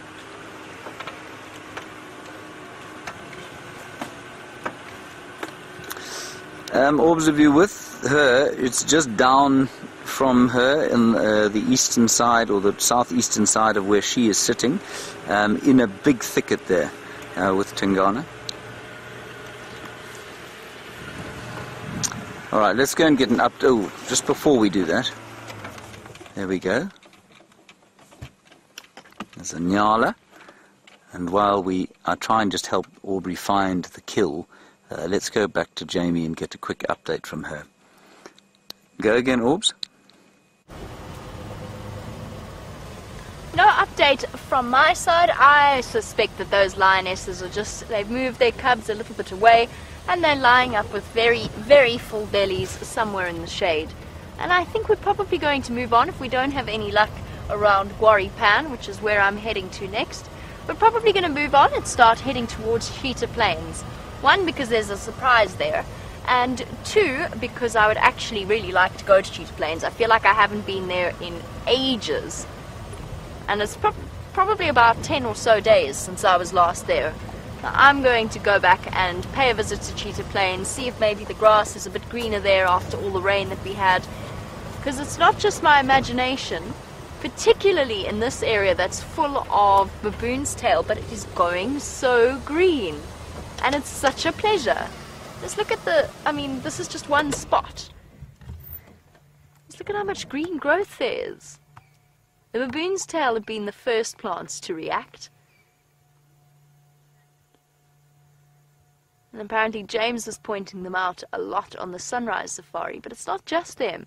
There's fresh green grass growing in patches around us. And whilst we've still got a long way to go until the end of winter and the beginning of the rainy season, this certainly feels like a sort of a fresh spring of hope. I really enjoy it. And it's definitely changed the colour of the bush in what feels like overnight. It's not quite, it's probably about 3 days. You get that delayed effect as the rain soaks into the soil and the plants start to respond to it. Those of you who've been watching over the last few weeks, you'll understand exactly what I mean, though, about what a profound change it is to see this much green. The lions haven't come this way either.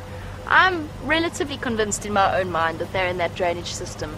In that basically, that whole area is made up of a whole load of dry riverbeds that crisscross throughout the block.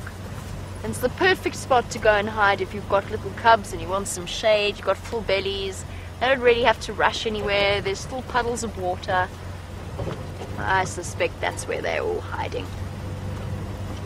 And it might be nice to head across to the eastern part of our traverse area, see if any of that rain that we saw fly by has reached that particular part of the Sabi Sand, or if it was restricted to the Kruger area.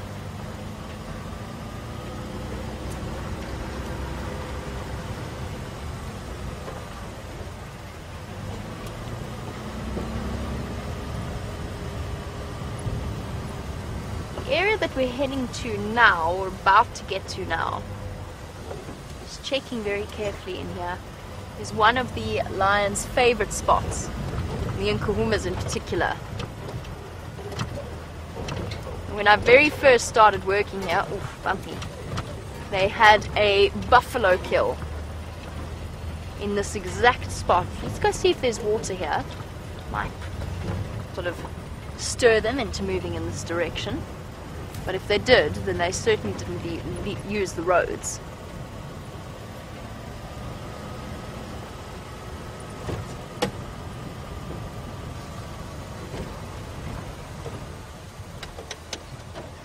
There's water here, but no sign of any lions coming to drink. Just one noisy turtle dove making his way.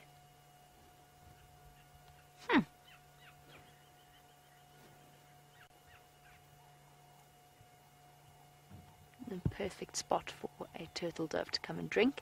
Most of the mammals you'll find at this point will ignore this water. It doesn't look very appetizing, does it? Even to that turtle dove that's trying to find a place in where it doesn't have to get its feet too muddy. Oh, no, that won't do. Yes, no. Hop, hop. Maybe there. It's a bit better. Nope. Rejected.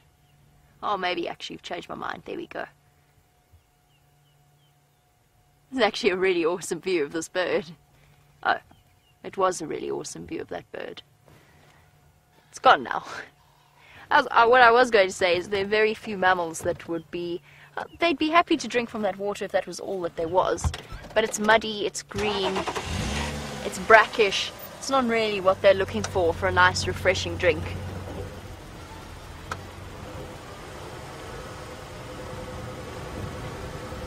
And speaking of our bird species, and the rain and the summer and the change of season, HKP, not just yet. So HKP was wondering if it isn't the time for the woodlands kingfisher to come back to the Kruger National Park. No, it isn't. We're still far too early in the year. We'll only see them towards November, December, depending on the various areas and where it gets their rain first. So they arrive at different parts of the country at different times. A woodlands kingfisher, by the way, is an inter-African migrant, for those of you who are unfamiliar with this particular bird. I haven't got my bird book because I was worried it was going to rain. I didn't bring anything that couldn't be quickly sheltered away from the storm. That didn't happen. Nevertheless, I don't have my bird book to show you a picture, but it is a really beautiful bird. And it's one that, when it arrives, everybody knows about it. One day they're not there, the next day they're there, and they are filling the air with the sounds of their chirp, chirp calls. Very, very vocal birds, and you find that you miss them until they've been with you for about 2 weeks and they're continuously doing that chirp, chirp outside your window at all hours of the day, and it's full moon nights as well.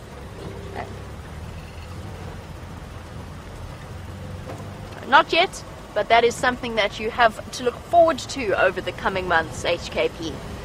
On our way now, I think, to Cheetah Plains. We'll go and see what we can find there, and maybe show you the surprise that I have up my sleeve. While we head across there, let's go to James for an update.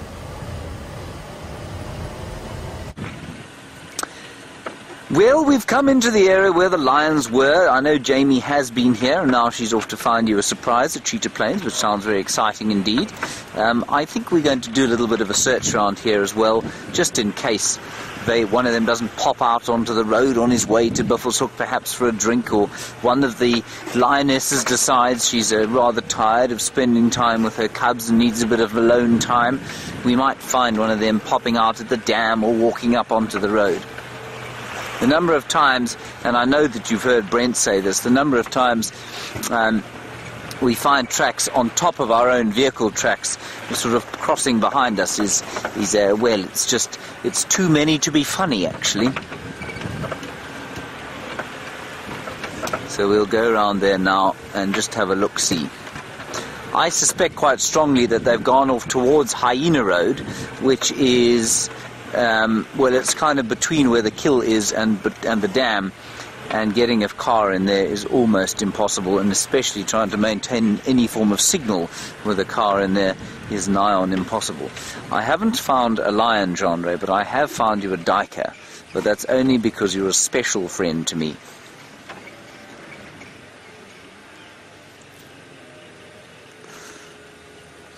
Unfortunately, oh, there it is. I can see it. Can you see it? Just right-hand side of the dead tree. You should get it now. With this powerful lens. Look at that. Genre, have you ever had a sighting of a duiker better than that? It really is. Framed by the tree. Let's just hope a Nat Geo Wild executive is watching, because you will be whipped off to permanent employment with them immediately. Ninja style touch of placing the tree. Exactly. It was very clever of me. Right, excellent duiker sighting. Let's move on. That's the common duiker, of course, and unfortunately, possibly, I mean, I don't want to cast aspersions on the common duiker, but it is a bit common. There's some very, very beautiful duikers around. You get something called a zebra duiker. You get a blue duiker down there. In fact, I'll show you a picture of a blue duiker, because I recently saw one, and that was on the golf course while I was looking for a ball in the deep bush of the Eastern Cape. And I saw a magnificent blue duiker. I shall try and find it in this book without having a crash. Oh, I did have it. Here it is. Let me stop the car. I found the black one, not the blue one. I promise it's here, everybody. I promise. There it is. It's that very strange looking thing there. But it's actually a better colour than that. It's a really deep kind of bluey black colour, especially down in the Eastern Cape. Isn't that nice? And look at the zebra duiker. Just have a look at that. And unfortunately only found in that bulge of West Africa around Ghana and the Ivory Coast. And that's not really a place you want to be going at the moment. Wonderful. So we've got the common duiker. Now, in South Africa, one of our official languages, of course, is Afrikaans. And Afrikaans has many wonderful words that are not really directly translatable to English or any other language. One of them, which is translatable but carries a slightly more effective meaning, I feel, is the word common, which means common. But if you say that something is common out here, it's said with quite a lot of derision. Genre? I'm just trying to think of something that's common about you, but I can't think of anything that's common about Genre. Is not common at all. He's very unusual. It's not always a good thing. I mean, some bad smells are unusual, but I'm not comparing Genre with a bad smell. But Genre is certainly not common. And the light is turning rather gorgeously golden at the moment as Jamie heads to Cheetah Plains at high speed.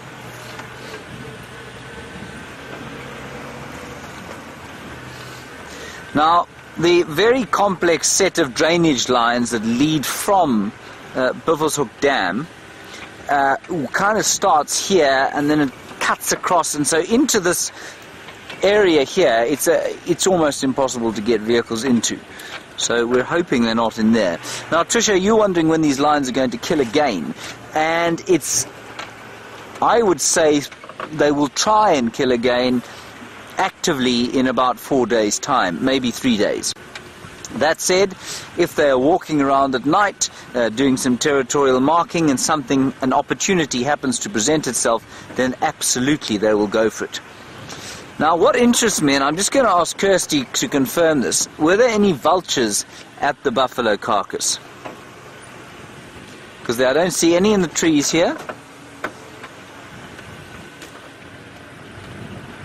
And I find that bizarre. No vultures on the ground, none of them in the trees, and there's still meat on the carcass.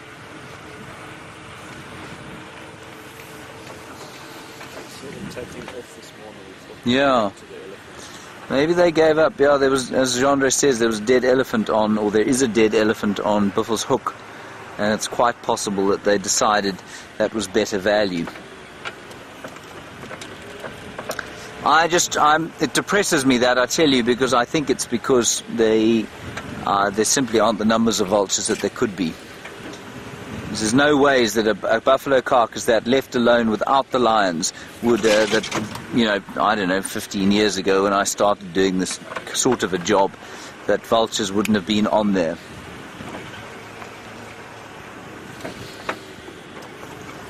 Anyway, we'll go and have a look-see. We'll have one pass at the dam, and then go and just look up onto that bank around the carcass.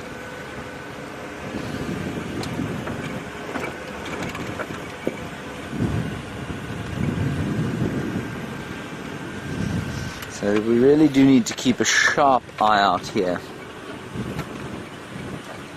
And there are some vultures in front there, 3 of them.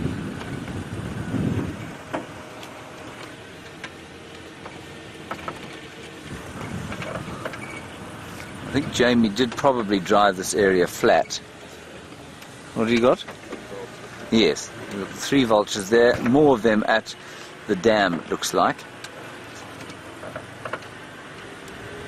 I'll just quickly show you these ones. I'm not going to tarry long here. Those are 3 white-backed vultures over there. There they are. There's another one in front of us here, and this was the tree that contained 22 vultures in it this morning. That's it there. That had 22 vultures in it. It's now got 1 vulture in it. There we are.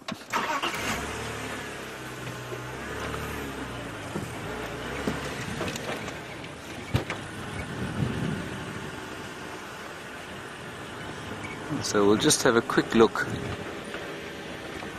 at the dam, and then decide from there.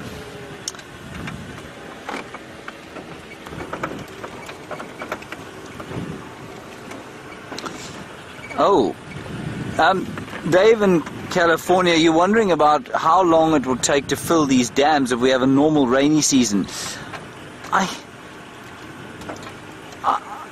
I think that it's most likely that it's sorry, I'm being distracted by my earpiece here, Game Drive Radio.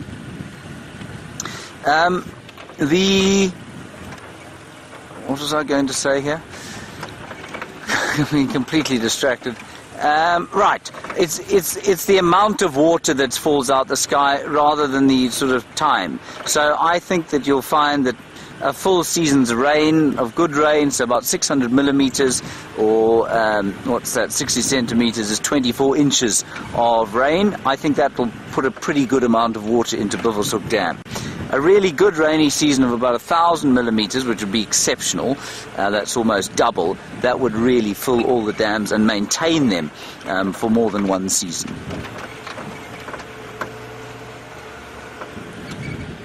Sorry, it was just Herbert on the radio there, and I wondered where he was.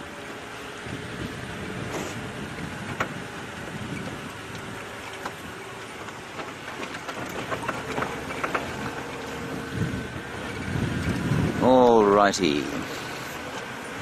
Now, any lions in these little crevices lying on the wall?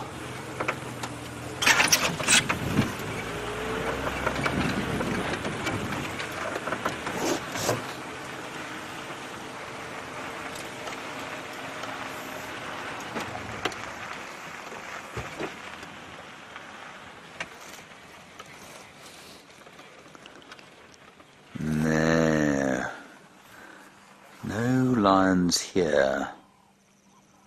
I find that odd. There. What's that? Binoculars. No, it wasn't a tree, it was moving. Don't say it was blowing in the wind. Stop coughing. I can't see. It's a steenbok.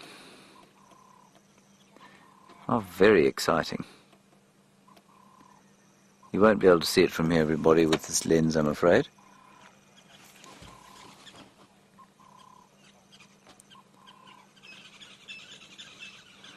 Alright, no lions here.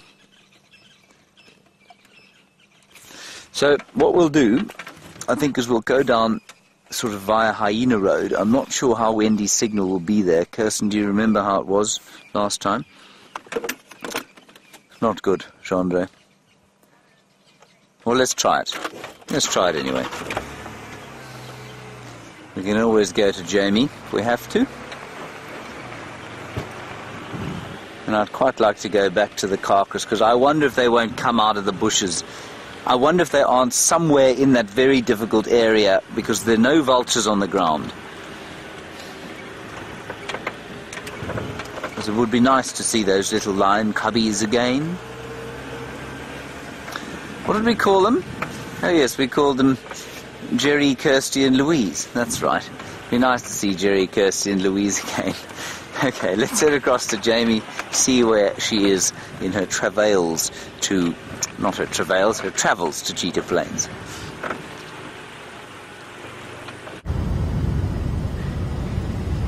And on our travels to Cheetah Plains, we are well on our way. It's much, much windier this side, which is unexpected. But we are between the Mulwanini on Gowrie Main and the Cheetah Plains driveway. So on our left lies Torchwood, where we have ventured on to once or twice with a little bit of permission. But Torchwood, we always talk about the animals going into Torchwood. It's the property that lies to the east of our boundary between us and Kruger National Park. And then on our right is Chitwa, the main part of the leopard Tundi. That's her territory in that particular area, and she even gave birth to and denned her cubs underneath a room, or room number 9, I believe it was, at the Chitwa Lodge. They had to shut the room down, as you do when there's a female leopard with small babies underneath the deck. I think she has since moved them. Now, there's always a chance whenever we head to Cheetah Plains of encountering them. They're still a little bit young. Not sure exactly when they were born, but they must be coming up to 2 months now. So there's still that prospect of Tundi's little ones. Wow. And lots and lots and lots of impala. Hello, impalala.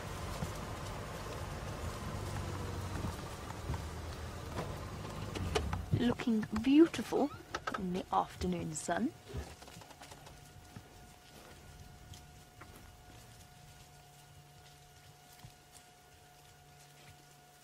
And actually, for this number of impala, there's probably about 50 or so here, making quite a lot of rustling noise as they move through all of the fallen leaves.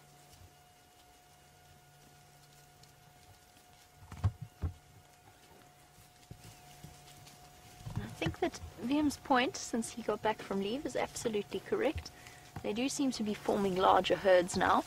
That's to be expected because they are no longer rutting. So there's no longer that disparate nature to the division, with the rams being part of the bachelor herds and the females being off with whichever large ram has managed to collect them, add them to his harem, his collection. They're now all mixed together, but also I think the drought is pushing them into bigger and bigger groups. Or at least the dryness of the season. We've got rams of all sizes, like this roughly 3-year-old ram. And lots of ewes around as well. And all beneath the protective boughs of one of my favorite trees out here, which is the torchwood.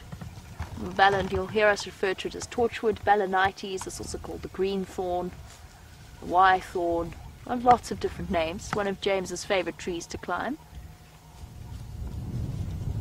And you know the drought is bad when the elephants are targeting the torchwoods, which is what they have been doing. We saw that one with Brent the other morning, desperately reaching up to try and get hold of that particular tree. And we'd heard a report. It was weird that that sighting happened with Brent that morning, because the night before we were with friends of ours who reported seeing exactly the same thing, elephants desperately reaching up to the top of the branches. And torchwoods tend to grow in this way. They've got a very, very big, long main stem, and then the branches spread out much higher up when they're roughly when they get to the age that this one is. They're beautiful trees, and home to lots of animals living in the curves of the bark. You can see why it's sometimes called a Y thorn. A lot of those thorns, like the one in the middle there, kind of split off into a Y shape. Actually, technically they're not thorns, they're spines. They're modified branches. Beautiful tree. Alright, let's carry on. I still need to get close enough so that I can talk on the game drive radio for your surprise. Not telling you anything more. I like to keep things interesting every now and again. And it'll also be nice to go through and go to those big open areas of cheetah plains. There's always the chance of, well, I'm not going to say anything more, because if I tell you too much what we could see, then you're going to guess what we are going to see.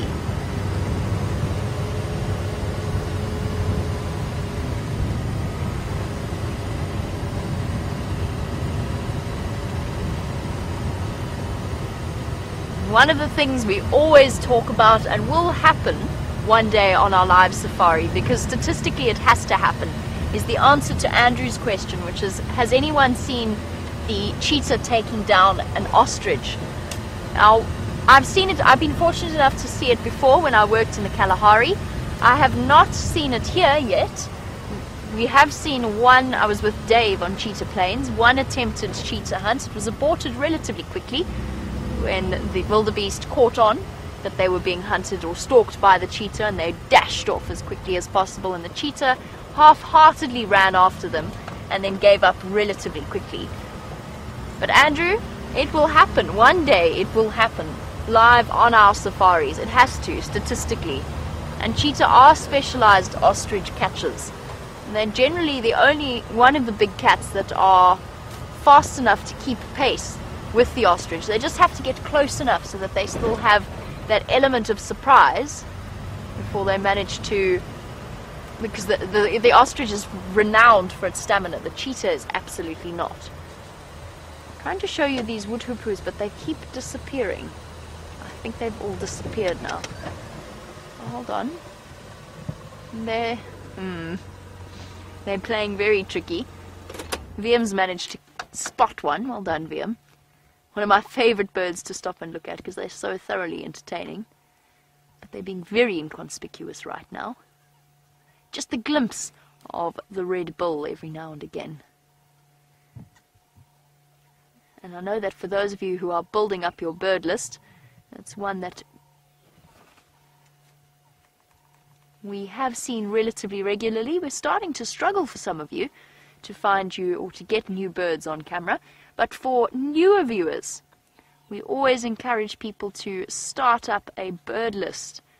Keep track of all of the different birds that you get to see on camera. And the green woodhoopoo is one of them, and I can hear them calling.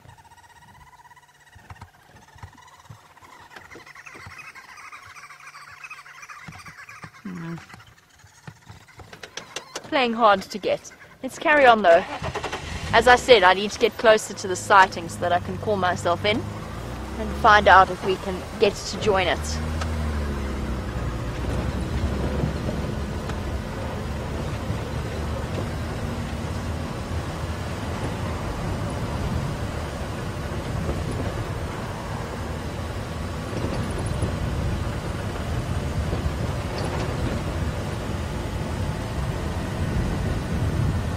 But yes, for those of you building up your bird lists, it is exciting because summer is coming. Might not be quite as soon as as the woodlands kingfishers coming back just yet, but the summer birds will start returning slowly but surely, and maybe then we can start to add.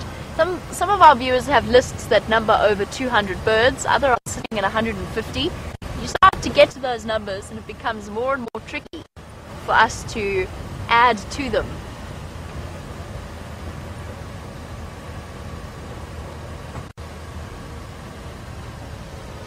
I'm going to hop out of the vehicle and pick up the rubbish that's in the middle of the road. While I do that, let's go back to James and find out how his lion hunt is going.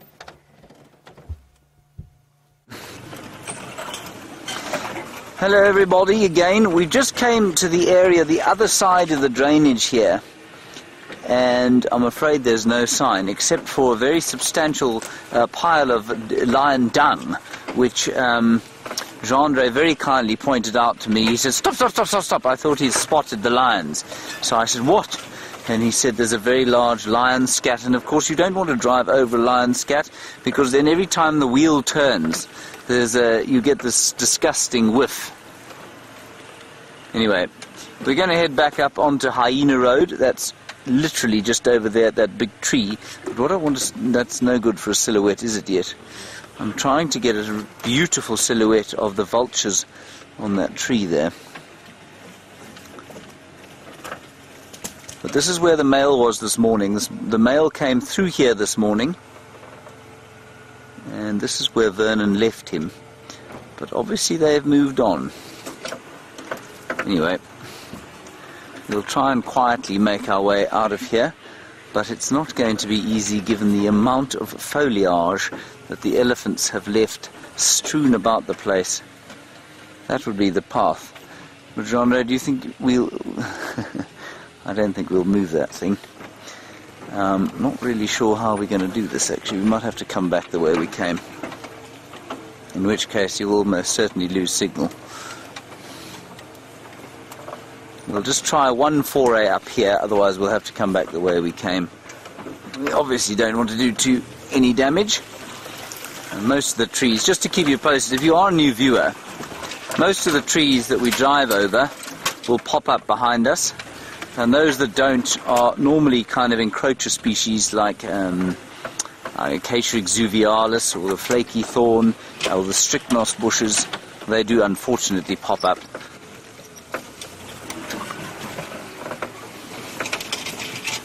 Yeah, we'll try and get through here. Jean-Ray, just watch yourself here. This is going to possibly take the skin off your arm. But don't worry, I do have a first aid kit with me. And so we'll sew your arm back on.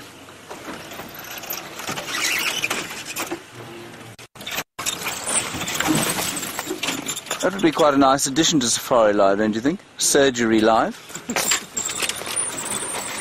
I think I'm going to suggest that, actually. Do you think Surgery Live would have a following, Jandre? Yeah, absolutely. I think it would, for those who... So you know that we make these little highlights reels and we put them on Facebook and we put them on social media. And the lion kill, which I didn't see until this morning, unbelievable sighting, incredible stuff, but quite gory and quite difficult to watch and not particularly attractive to see, but amazing to see. And that, by the end of one day, having been shared on social media, I think had some very, what we would consider quite a low number of hits or views on social media. And then we posted, I think this morning, a video of the little cubs that we had at the kill site today, and that immediately took off. People started sharing it and watching it and enjoying it, and I just think it's amazing. People are fascinated by little baby animals.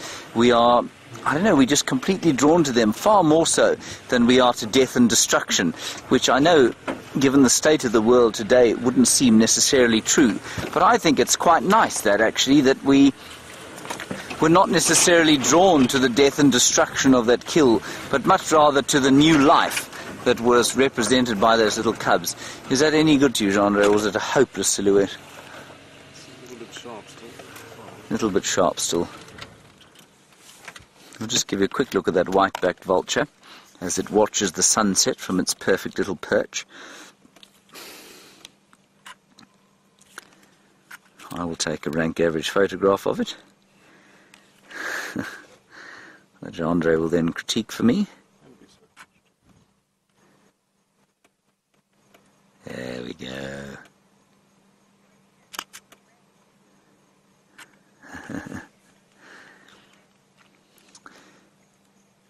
Rain, you're 16 years old and you ask a very, very good question. You say, would vultures eat at night? And the answer, Rain, is no, probably not, because they can't take off at night, or they can, but it's very difficult for them to take off at night. And so I think what you'll find is that they wouldn't eat at night. But what they would do is wait around over a kill at night. So if that makes sense at all, they wouldn't necessarily try and eat at night, but they'd wait around at night. And the other reason they wouldn't eat at night is that they don't see so well at night. And that means that if a lion or a hyena was to come bucketing out of the bushes at them, well, then they would be in quite a lot of trouble. All right, let's move up a little bit. Thank you, Jean-Andre. It wasn't... Hey, you want to see the photo? Jean-Andre wants to see my photo, everybody. And because my ego is so enormous, I'm going to show it to you. But then Jean-Andre will quickly sort that out for me. There you are, Jean-Andre. Huh? Not too bad. Huh? That's quite pretty. I mean, with some heavy editing, it could be usable.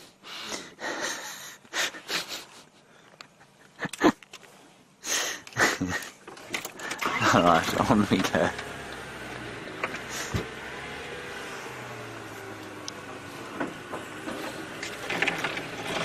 Here is Hyena Road up in front of us, and there are no lions here. All right. Jamie is now on the plains. Well, I think she's been there for a while, but we'll go and catch up with her and find out perhaps what her surprise is.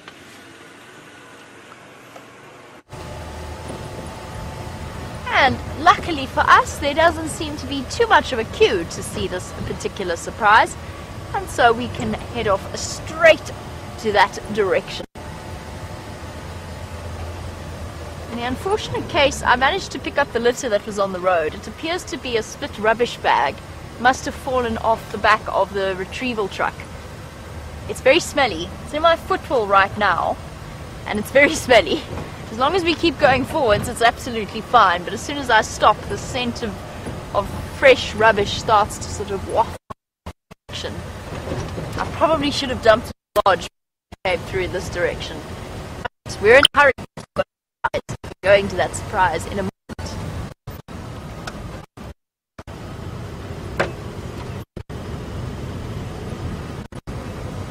I'm heading to a place on Cheetah Plains called Djuma Dam, which is interesting for those of you who know the history, because of course we operate on a place called Djuma. Not a common place. The two places are connected because the original Cheetah Plains, it was owned by the, and fascinatingly enough, this used to be the end of the Sabi Sand. Djuma, Torchwood, all of those places, they didn't exist as the Sabi Sand as we know it. Of course they existed, but they were farmland. And they were farms and neighbors, but they were not open to the Kruger National Park, and they were not part of the Sabi Sand 40 years ago. Only in the last few decades that they were added to the list. And I met somebody recently, well, I didn't meet him, I found out recently that a friend of mine, a great tracker who works where I used to work, called Patson, who studied from the great Renius, who came to give us tracking lessons. He used to live here and walk all the way to a township called Dixie, supplies, and then all the way back to Cheetah Plains, which in a straight line is very far. And he said he used to take a little wheelbarrow to go and get what a lot of the local people, as part of their staple diet, called pup or maize meal. It's sort of the equivalent, rough equivalent of polenta. Go and get and collect 50 kilograms of pup and drag it all the way back on this really long walk. In a wheelbarrow. Yeah, in a wheelbarrow. I don't know if he said it was a wheelbarrow or a cart. We had a slight sort of language barrier there, but it was an interesting description. Either way, 50 kilograms is a lot of weight to carry that distance.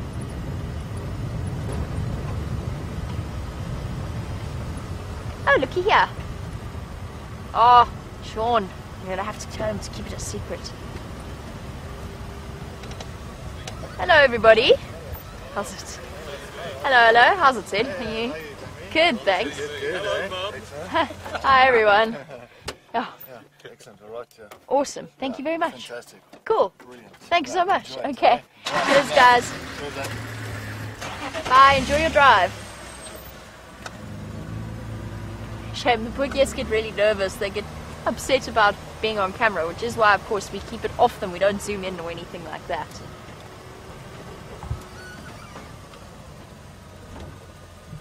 I assume we're going this way. We'll find out. Yes, we're going that way. Yes, we are indeed. Oh, wonderful. Look at this. This is awesome. There you go. Might not have been the lions we were trying to find, but we have such a cool surprise for you. Look, and they're having so much fun.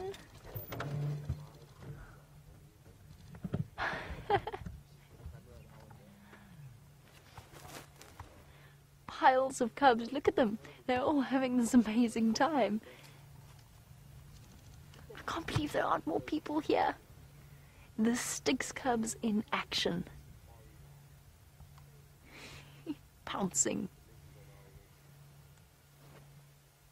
We do all get a little bit gooey when it comes to sites like this. We've got 3 different groups all playing with each other.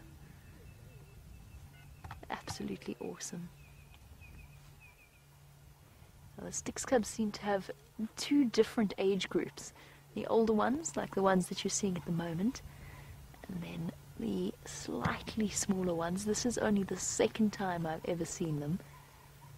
Look at your little ones. You're too cute. This is absolutely awesome. I'm so glad we could get here before the sun goes down, because we definitely can't spotlight them. Oh, this is why it's great to grow up a lion cub. So many cousins to play with, cousins and siblings. Oh, pinned.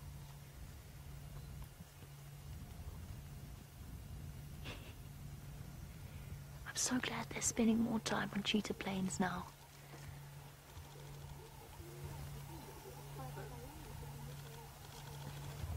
Look at them little bundles of mischief. Oh, got your tail. The little one wants to go back to the adults and the older one won't let it.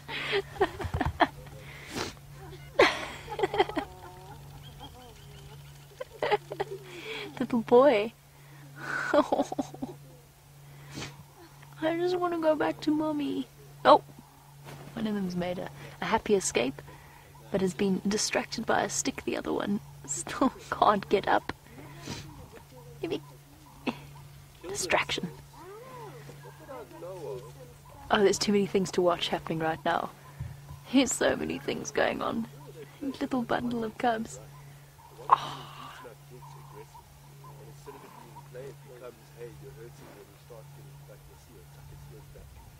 We are so lucky.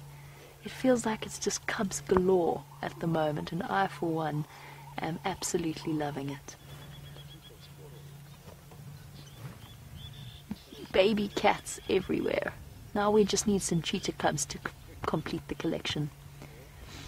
Now, unlike the Nkuhuma cubs, the Styx cubs, whilst equally healthy and vibrant and clearly full of life, they are a little bit more mangy than the Nkuhuma cubs. They do have mange, what looks like to me to be mange. Arr. Fierce predator teeth coming out. And the body language of that little one, it's getting cross now. Ears back, tail thrashing, it's not happy. It's had enough of this game. Backtracking. Too much. Calling mom. Oh, another one bounding in.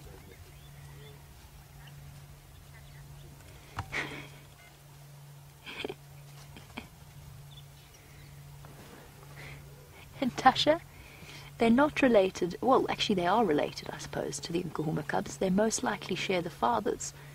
The Birmingham boys are in charge of the Styx, or dominant over the Styx and the Nkuhumas, so they've mated with both. Standing by.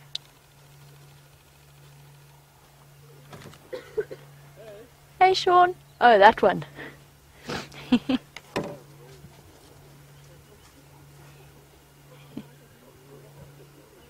Sorry guys, just on the game drive comms here. Sorry. So they are related because they share, most likely share fathers in some way. One of the Birmingham boys will be the father of at least some of these cubs, and vice versa with the Nkuhumas. What I was thinking, Tasha, which made me say no initially, was of course the moms. But what I was going to go into was the possibility that at some point the Styx and the Nkuhumas would be related in some way, if you were to go far enough back. But yes, fathered by the same coalition. Look at them go. They are just having so much fun in this built-in playground that is the dried-up Juma Dam. Oh.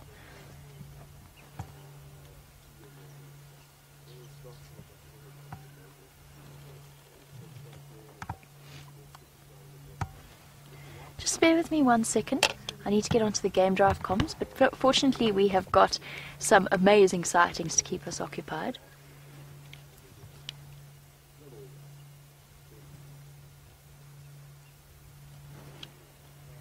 Roy.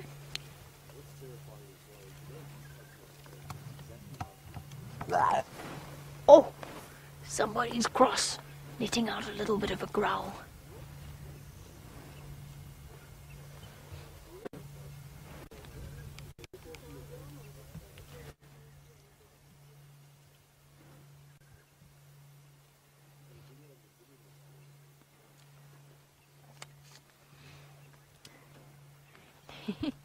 And Darlene, we haven't even got around to showing you the other part of the sighting and where the cubs have been, or at least one cub was trying to get to. Darlene's watching in New Hampshire. There are the 3 lionesses plus 1 sleepy cub, keeping an eye on, keeping an eye on what's going on. But I'm going to tear you away from those lionesses because look at the cubs in the tree now. Sorry, I'm so distracted. I didn't even show you guys the adult lionesses, but look at this. Look at the tree climbing skills. Not often we get to see lion cubs up a tree, bounding to join in the game. It's a rough and tumble world if you're a lion cub. Oops, especially when you step in a hole. Hey, little one.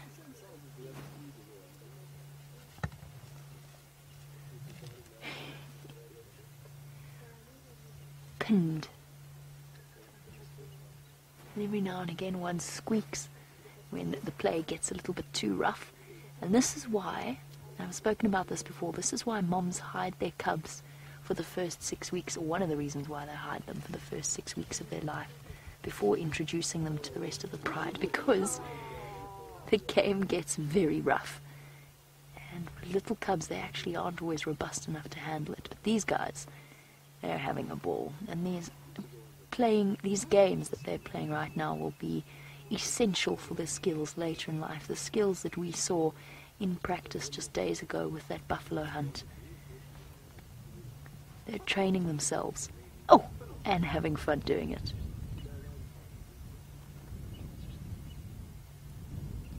Intercepted.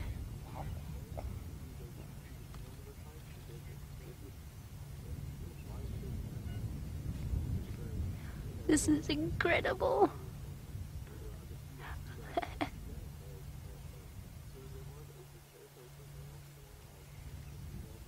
There you go. You can see it in the body language. The more dominant cubs and the...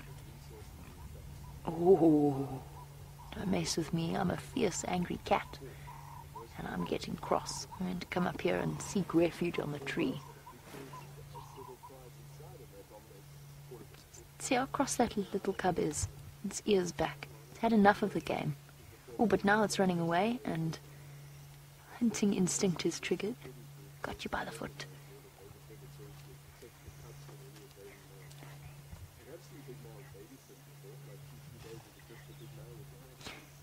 We've seen the Nkuhumas do this. playfully every now and again. We've been lucky enough to watch sightings like this. And brings us to Fox Hat's question. Oh, somebody's going to get pounced on. No, no, I'm the king of the castle. Fox Hat, I hope you are loving this as much as I am. Fox Hat wants to know what age the cub's teeth will be sharp enough to cut through the skin. They are already. Those of you with puppies or kittens, you know what those needle-like baby teeth are like. Look at them go! They're little monsters tearing around the place.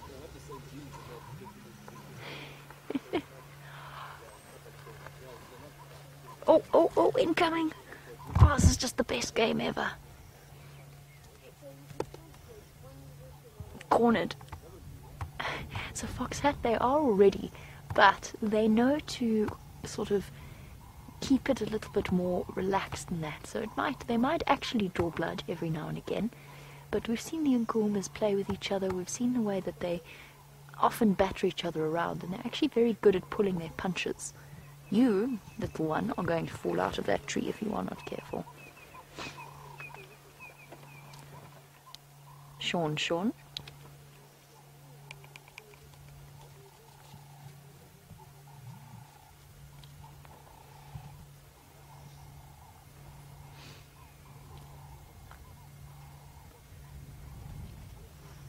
Roy.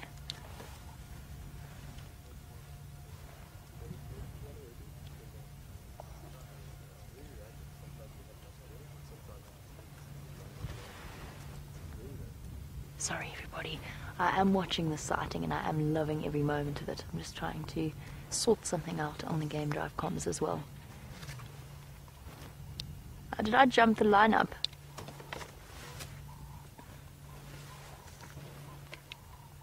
Copy, thanks.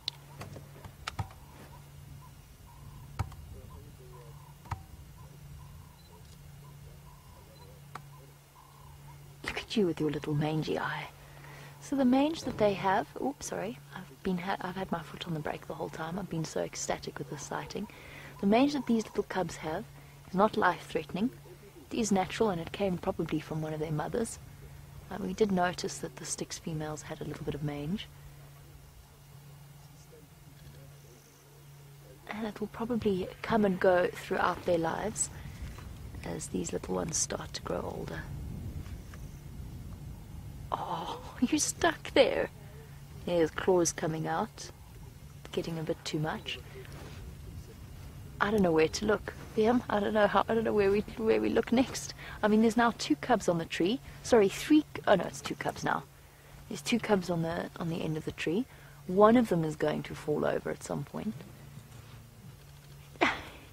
I hope you are all loving this. It's incredible.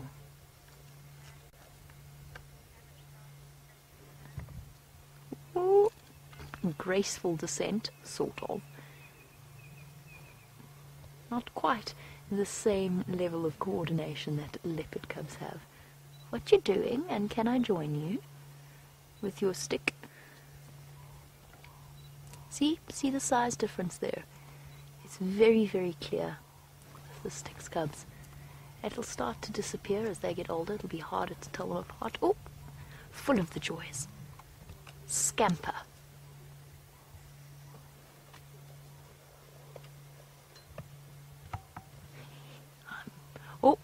I'm trying to sneak up on the cub really carefully, but it's very difficult when the mud is all loose. Oh, and there's another game going on there.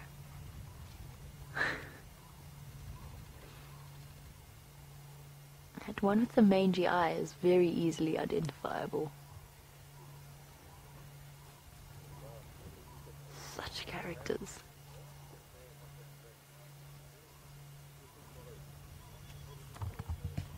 Perfect scene of playing cubs.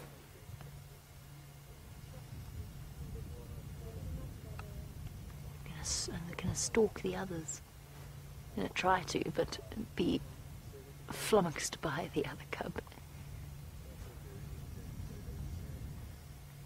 And having walked in these dried up dams before, they're quite risky spots, because the elephants and the other larger animals have walked in the mud, and that's dried with these huge pit holes, some of them deep enough to swallow a lion cub. They'd be able to get out, but it requires some delicate footwork, the kind of which they haven't quite mastered just yet.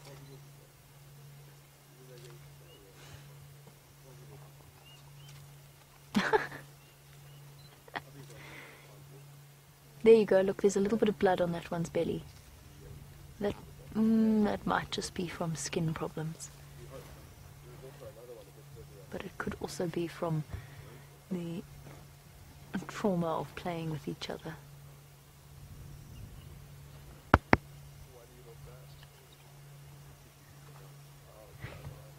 I'm so glad you're all enjoying this with me. Isn't this so special? Oh, got you! Tail!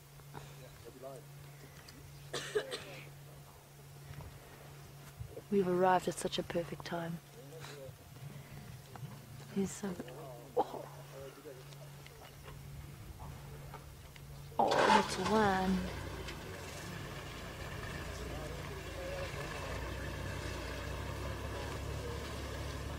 Yeah, good scratching post. Shame. That little one's definitely got the worst of the mange. The one on the left. Hasn't stopped it from being terribly playful.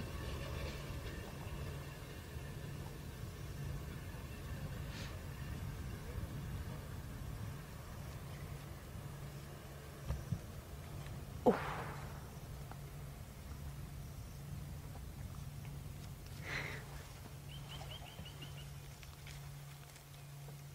Every now and again you see the slightest expression of panic in the younger one's faces when it gets too robust. Oh! Misstep.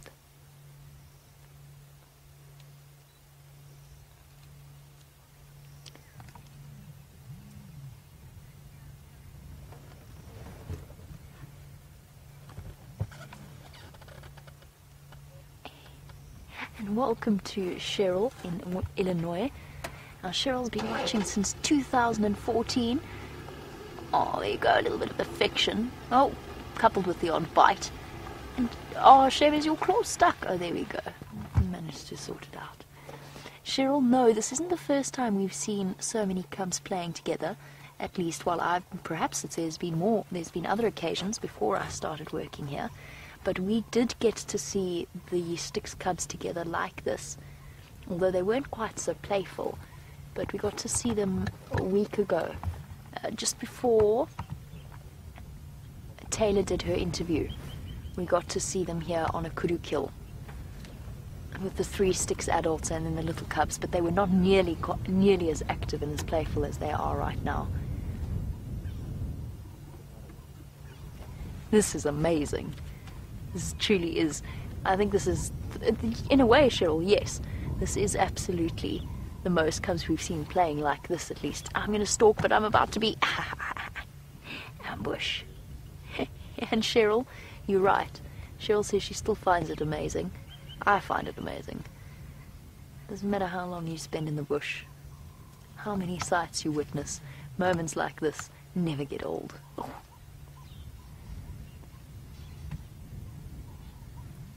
Especially, and Cheryl knows she's been watching since 2014, especially with the year that the Nkuhumas and the Styx had last year. To see this is like we've come full circle.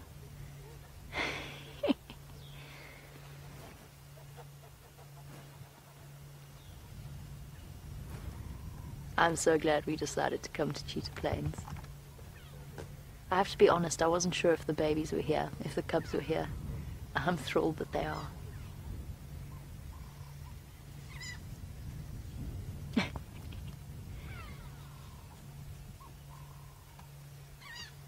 Oh, it's tough being a lion cub.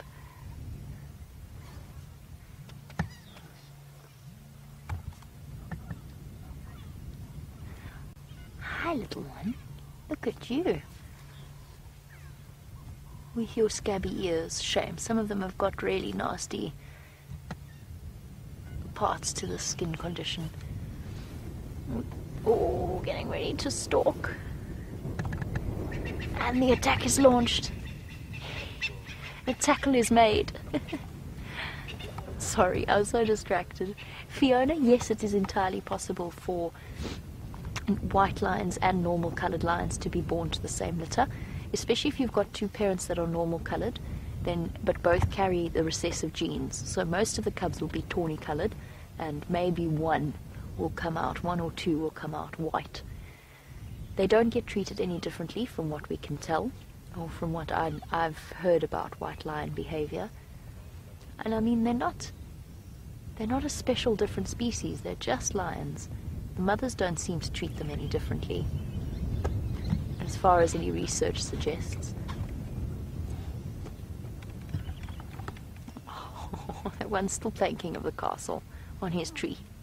I'm still on my tree. This is my log. I own it.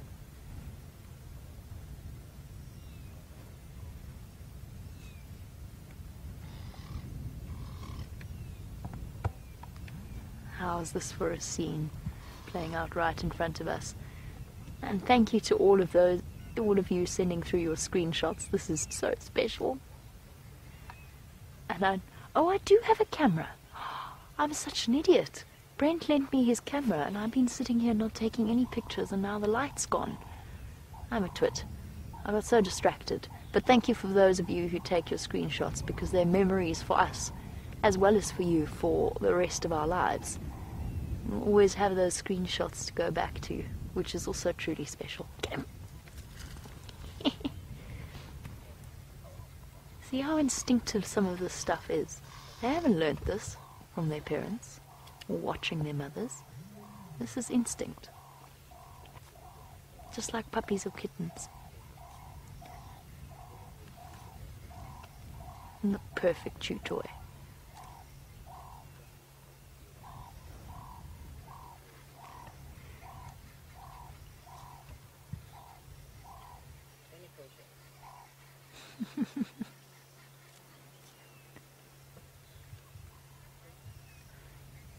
And Andreen, yes, absolutely. These little ones are going to sleep so well tonight. They've tired themselves out, and in fact, one of them has even made its way back to Mom, along with the one that was sleeping there, for a bit of cuddle and some gentle affection, rather than the sharp nips and claws of its cousins. Ah, there we go, some gentle grooming. I'm sure it's that one that was trying to get back earlier. That's much nicer. And they will, at some point, curl up in a puddle of cubs and rest. In fact, these two, with their chew toy, or these three, sorry, with their chew toy, the older ones, I think they're going to be the ones that sleep best of all. Oh, there goes another little one that's making its way towards Mom, attempting to avoid the attentions of the rest of the lion cubs. Quick, quick, quick, quick, quick, quick, quick. Slowly but surely, one by one, the little ones are getting tired, and it's time to go back to Mom, especially the younger cubs. Here we go. Back to the safety of the adults as it starts to get dark.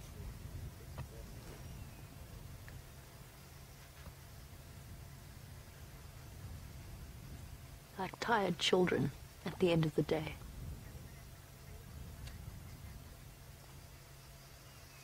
Let us spend as much time as possible as we can with these little ones, because once the sun goes down and it gets too dark for us to watch them, we will not be spotlighting them, as is to be expected. They're far too young.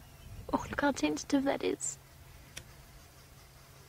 Mom, you awake, Mom? Mom? I'm not, of course, not even sure if that is Mom. Might also be Aunt. Okay, fine, I'll just hug you regardless.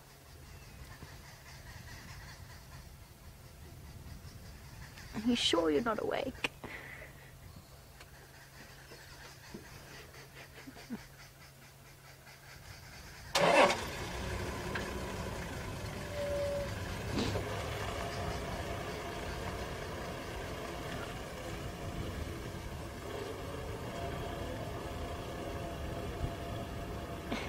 always absent-mindedly scratching the poor Styx cubs.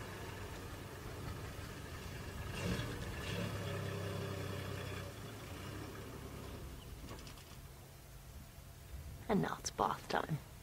Bath time for tired little cubs. Getting dark and cold. One more tiny one has to run the gauntlet of the older cubs to get back to the safety of the adult females. Oh, a little bit of affection. The bonds that will last them for the rest of their lives if they're female or male. Half-hearted knock. Everybody's leaving, little one. You're going to get left all alone with your stick.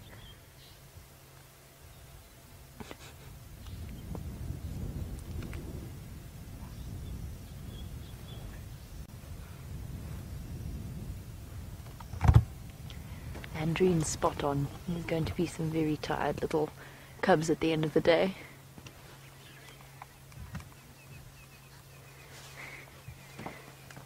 And Gerda seems to be absolutely right. Playtime is over at 5:30 Central African time. Hello. Oh, look at that female. Look at her face. Have you ever seen such an unimpressed looking lioness in your entire life? She was fast asleep. Oh, look at the lip twitch. So put upon and long-suffering. That is hilarious. All I want to do is sleep, and the kids just won't leave me alone. Her eyes are still closed. It's like if she keeps her eyes closed, she can keep pretending she's asleep and this isn't happening. Yeah.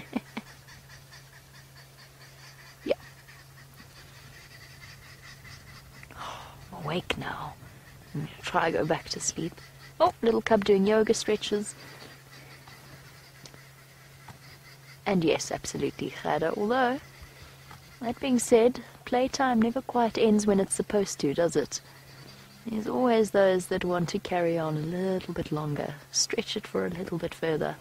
And the biggest member of the group of cubs, which is this little one, to me, it's definitely the largest, and it's probably a male, but it's hard to tell.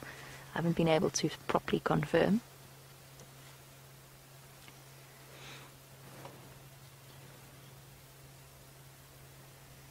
Not quite sure if it's ready to go back to Mom yet. And as our cubs start to calm down a little bit as we reach the end of the day, we're right hidden behind a dam wall. Let's go to James, who's got a nice view of the setting sun. It is a nice view, everybody. Unfortunately, it's fading rather more quickly than I thought it was going to. It was really burnished l'orange and red, and now it is just sort of very subtle, hazy, reddy orange yellow over the Drakensberg Mountains there, the northern fringes thereof. We're quite close to Sydney's Dam here, and we've driven most of the northern Buffelshoek boundary, and we found a couple of impala, but that's about all really. So we'll go and have a look and see if anything's wanting to have a drink. And Wendy has behaved immaculately so far today. She hasn't given us any trouble at all. We're not sure why that should be, because I don't think anybody's done anything to her, but it certainly feels like she's had some work done on her. So, with any luck, when we get to Buffelshoek Dam, not Buffelshoek Dam, Sydney's Dam, we should still have some signal. No elephants at all, which is just amazing to me. Maybe there'll be one or two having a drink here. Then I suppose it will be time to put on the lights.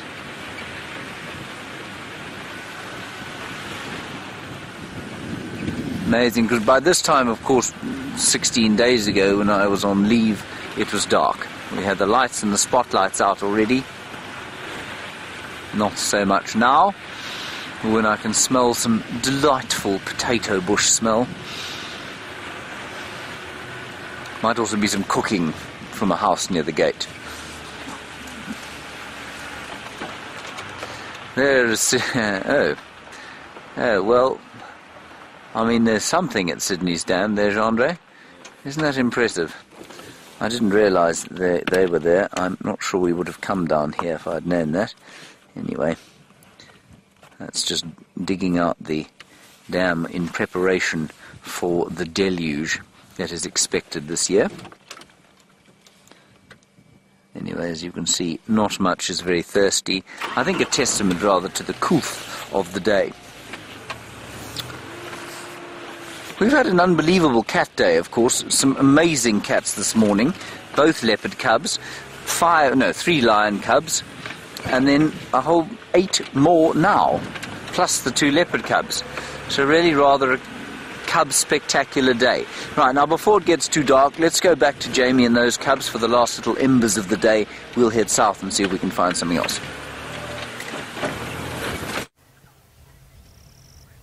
And it is indeed starting to get a little bit dark. The youngsters that have been sort of left behind from the game are now calling across to the adults with the little ow, ow cub sounds. And even the lionesses seem to think that perhaps it's time that they were on their way. Oh, or not. Nice that regardless of the bonds that they have with their cubs, their bond with each other is still equally strong.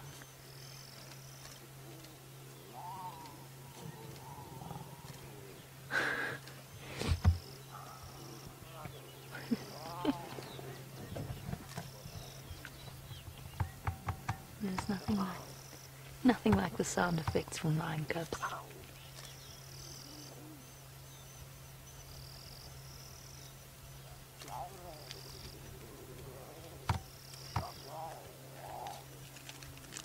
Growl, growl.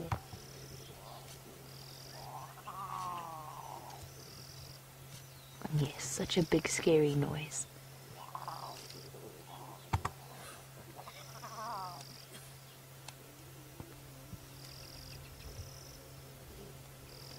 One day, little one, your noise will strike fear across the African plains, but not just yet.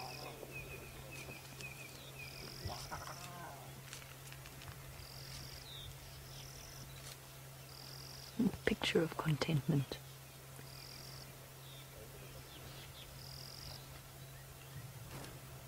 Casting an eye across to the rest of the little cubs that are starting to think about, believe it or not, playing again.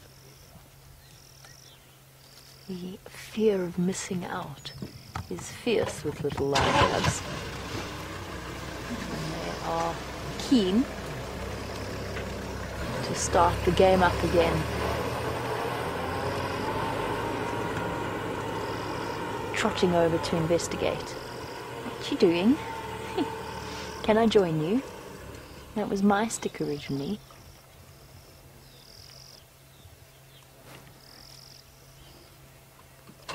Except for this little guy's found the comfiest spot in the mud.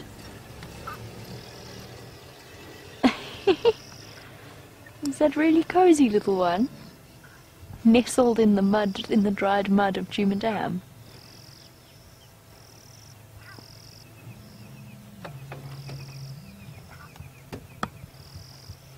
Still too much going on. I still don't know where to look. It is clearly getting a bit too dark, but we're going to stretch this for as long as we possibly can before we have to go. Making little begging sounds.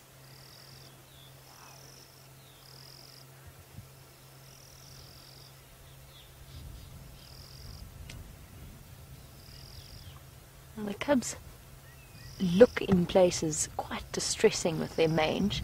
Penny Pine wants to know whether or not perhaps the mother's saliva would help to rid or to help reduce the mange that they have around on their skin. Penny Pine, I don't think so. In a way, I think it might actually serve to worsen it, just from that constant irritation. I know that saliva does have certain antibiotic properties in certain situations. Lion saliva, it's not the lion mouth is not the cleanest place in the world, so especially when there's open skin, she might even increase the chance of infection. But she's keeping it clean, and the rasping probably really helps with the itchiness, because of course lions have that incredible those incredible spurs on their tongue that they use that can actually strip meat from bone, although they utilize it a bit more gently on their own skin, and for good reason, and on their cubs.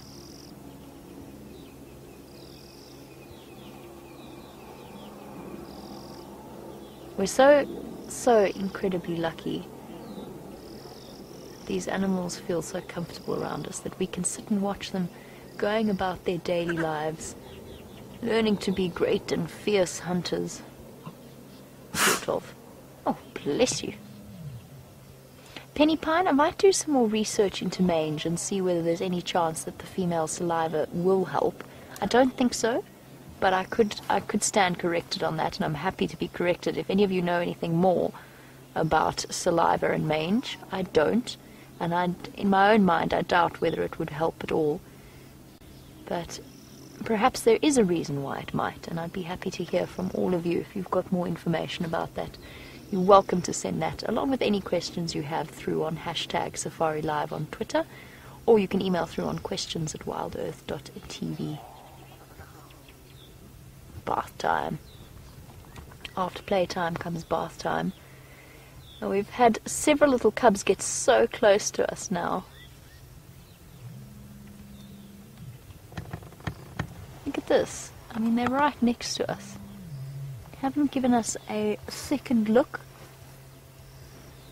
Playing next to the car. Clonk. You are very brave, little one. Are you a fierce and scary hunter? This log just proved to be too much of an attraction for you. It's definitely the biggest one of the group.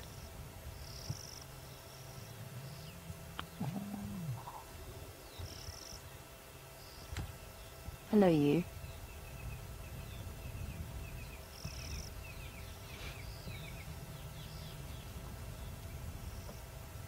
So distracted. Roger says that he wonders where the moms are going to stash them before they go out hunting. And it's a good question, Roger, because some of the little ones are just too small to accompany the adults on their hunts, but very soon they will be going with. And then whenever the females come across something they want to hunt, they just give the signal to the cubs to sit down and stay still. Although once they start to get a little bit older, I've seen cubs of around 6 months old repeatedly mess up a hunt, much to the chagrin of their poor mothers. Is that log very tasty? Mm-hmm. You're getting very brave, and whilst you are not very scary, your mum is. I'm not going to mess with your mother, so please don't decide to come any closer.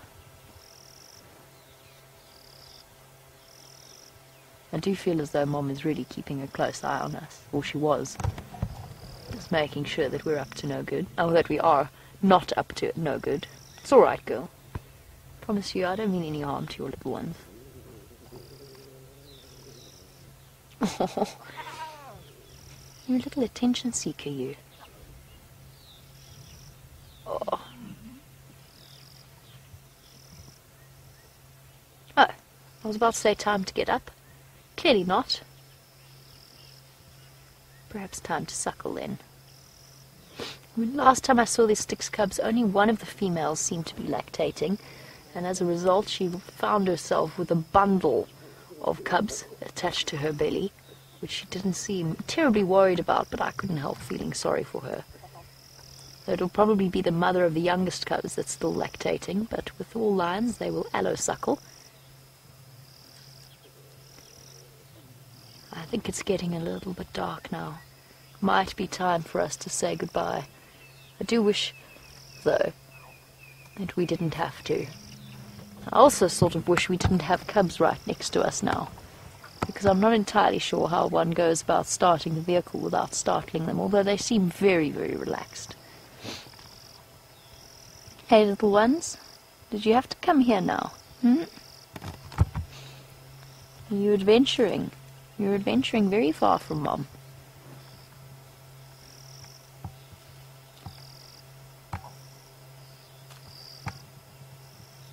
Well, the Styx pride has gone from strength to strength since that disastrous day, just around this time last year, or maybe just a little bit more than a year ago, that the Birmingham boys killed all 3 of the new Styx cubs that we'd been watching. It was a very, very sad day for all of us here at WildEarth and Safari Live, and all of our viewers. But the Styx pride has come to their moment of triumph once again, just like the Nkuhumas, with a bundle of 8 new, healthy little baby lions. And it's time for us to say goodbye to them. I think it is really too dark. I'm going to have to try and start up the vehicle without scaring anybody. Oh, breakfast. Oh, dinner time now. Dinner time for tired cubs. And very soon bedtime. Or, maybe not bedtime, maybe up and about and going for a walk with Mom. Time for us to go. Sadly, I wish it were not so.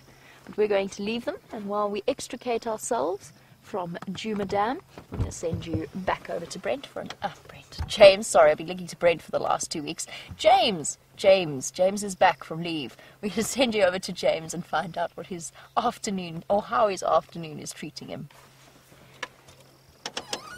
I wonder how Brent Leo Smith would feel about his nearest and dearest confusing me for him. I shall have to ask him when I get home. Anyway, everybody, we have found absolutely nothing except now a fairly stiff breeze blowing out of the southeast. And that's just because the sun's gone down, and so the katabatic flow of air coming out of the drainage systems, out of the slopes up onto the top, is starting to blow, I think. It's definitely the temperature change that's done it. But the clouds that were threatening to rain on us have disappeared somewhere, probably over the Mozambican Channel by now. And so there will be no further rain, I don't think, today. So watch your heads here, everybody. Duck down. I was rather hoping to find some kind of a cat around here. Mostly I was hoping to find Shadow. Because she has been very unkind to me, you know. She has not introduced me to her new daughter. And I really want to see her new daughter. And no one's given her a name yet, so she maintains the name I gave her, and that is Zara, of course. Much to the disgust of Brent Leo Smith. So that's what is going to remain until the Rangers name her something else.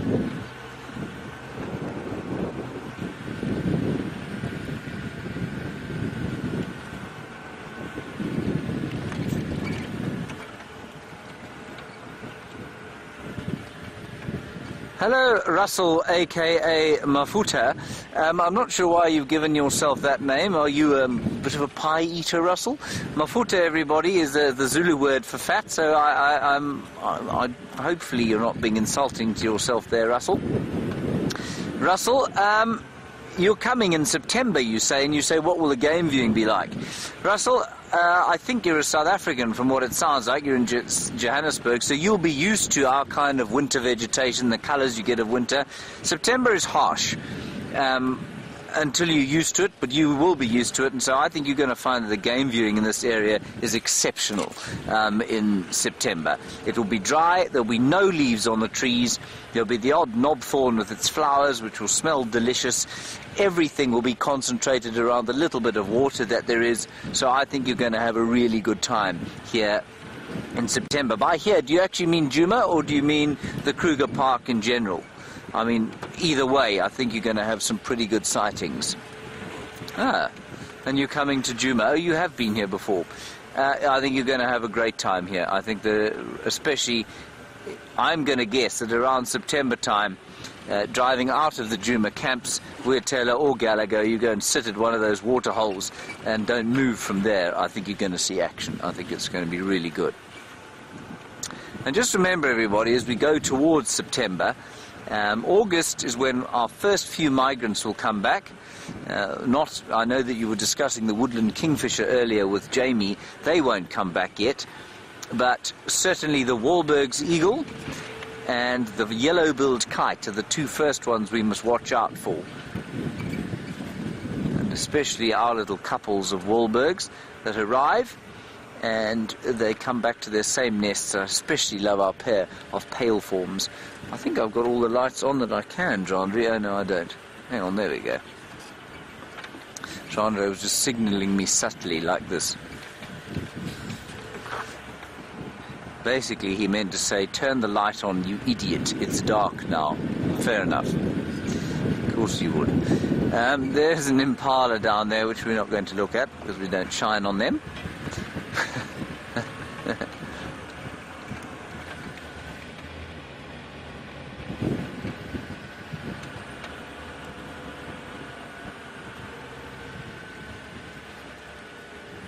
Right, yet again I'm flummoxed by the astounding ingenuity of people who name themselves on the Twitterverse. Dispatch Griffin from the United States, I think that was. You say you've noticed that impala and nyala are very common out here, and are they a pest in gardens and farmlands like white-tailed deer are? No, they're not really. They normally only occur in these sort of private reserve or in protected areas. They do occur outside of some protected areas, but they tend to stay away from any kind of human activity. You will find the odd situation where a nyala or a bushbuck might get into a vegetable patch and do a bit of damage, but well, in fact, and I don't know if he's watching, but Brian Joubert planted a magnificent garden of sunflowers. And one morning, while we were on leave, a bushbuck came and ate them all. So he's going to be very upset by that. So the bushbuck was slightly, I suppose, a pest there. But no, they're certainly not a pest that anyone really worries about. Thank you, Dispatch Griffin. I'm not looking forward to when Brian sees his beautiful sunflowers. The stalks are still there, so maybe they'll grow.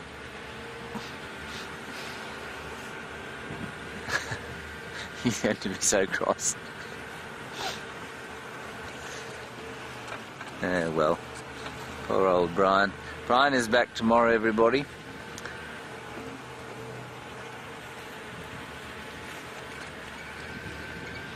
And the quietness of the night continues.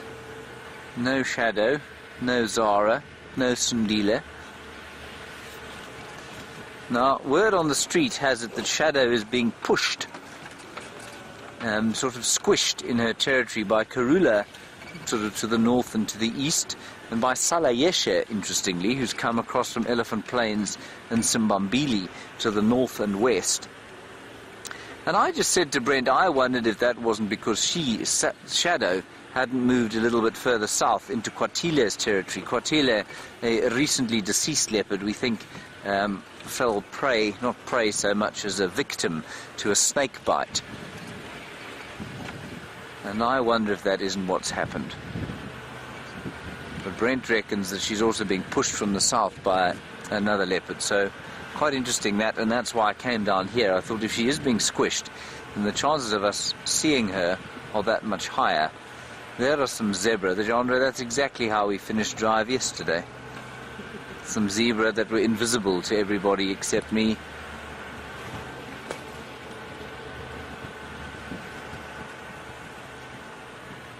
We can't see those, can we, Jandre? Can we try? Yeah, thank you so much. There we go.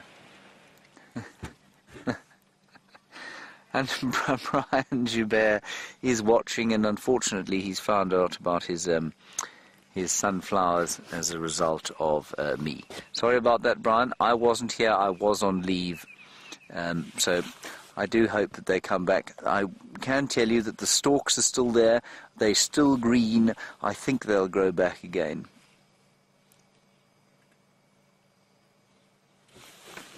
On we go.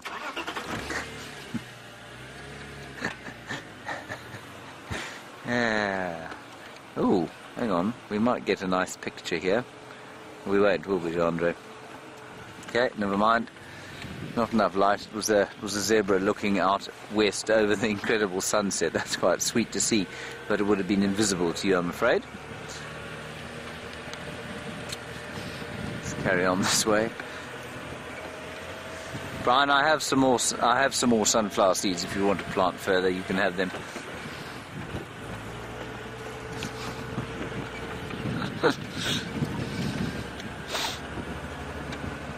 I think that's magnificent that Brian is watching on his leave. That's fantastic.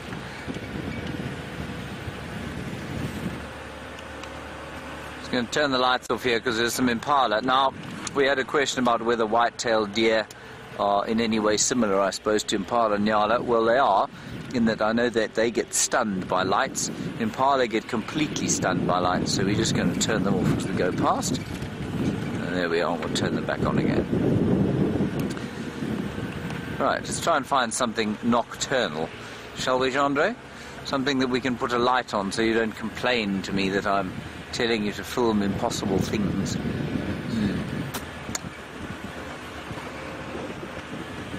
What a chilly wind.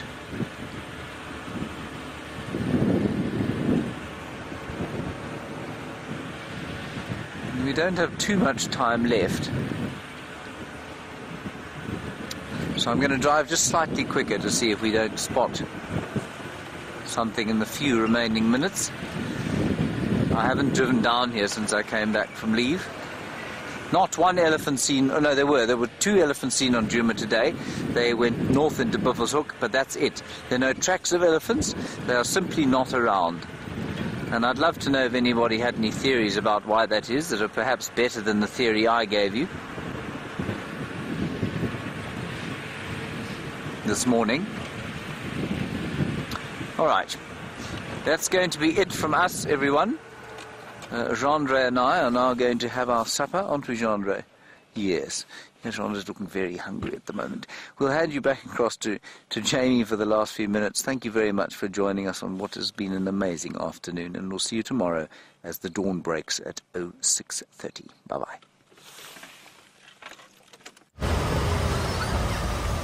And we are also heading back for supper. I think that both Liam and myself have definitely worked up an appetite, or at least we worked up an appetite watching the cubs work up an appetite. The reason I've got all my lights off is we've got another vehicle coming past us. Let's just navigate around. I don't know who we've got here. How's it? Hello, Jenny. How are you? Very good. Hi guys. Hi. Hello everybody. Did you leave that in Gala Stemlock? Yeah, I left the Ngala Semlok. It was too dark. Not moving at all. Females were getting up and yawning, but not. It looked like maybe they were looking south, Yeah. but it was too dark for us with all the milking funds. Okay. Okay, all right. Ciao. Cheers, guys. Enjoy. Thank you. Bye. Sorry, everybody. Just giving Andries an update about how much longer where the lines were going after we left them. Guests looking absolutely thrilled, like they've had an amazing afternoon. So hopefully they've got a good one to look forward to tomorrow, as do we. Perhaps the Styx will still be around, perhaps the Nkuhumas will pop their noses back out of that drainage line system, and hopefully Karula, Cubs, maybe even Tingana will still be in the same spot. We'll have to wait for tomorrow morning to find out, but the prospects are good and the place seems to be exploding with tiny baby cats absolutely everywhere. Aren't we spoiled? We've come to the end of our sunset safari and it's time to do our thank yous and farewells. So thank you to Liam for his fantastic camera work. It's lovely to have you back, Liam, as well as to Kirsty, as it's also lovely to have Kirsty back, and all of the lovely ladies in Final Control. Most importantly, a huge big thank you to all of you. I'm looking forward to seeing your screenshots when I get home tonight. In the meantime, we will catch you in a few hours for the sunrise safari. Bye everybody and enjoy your day.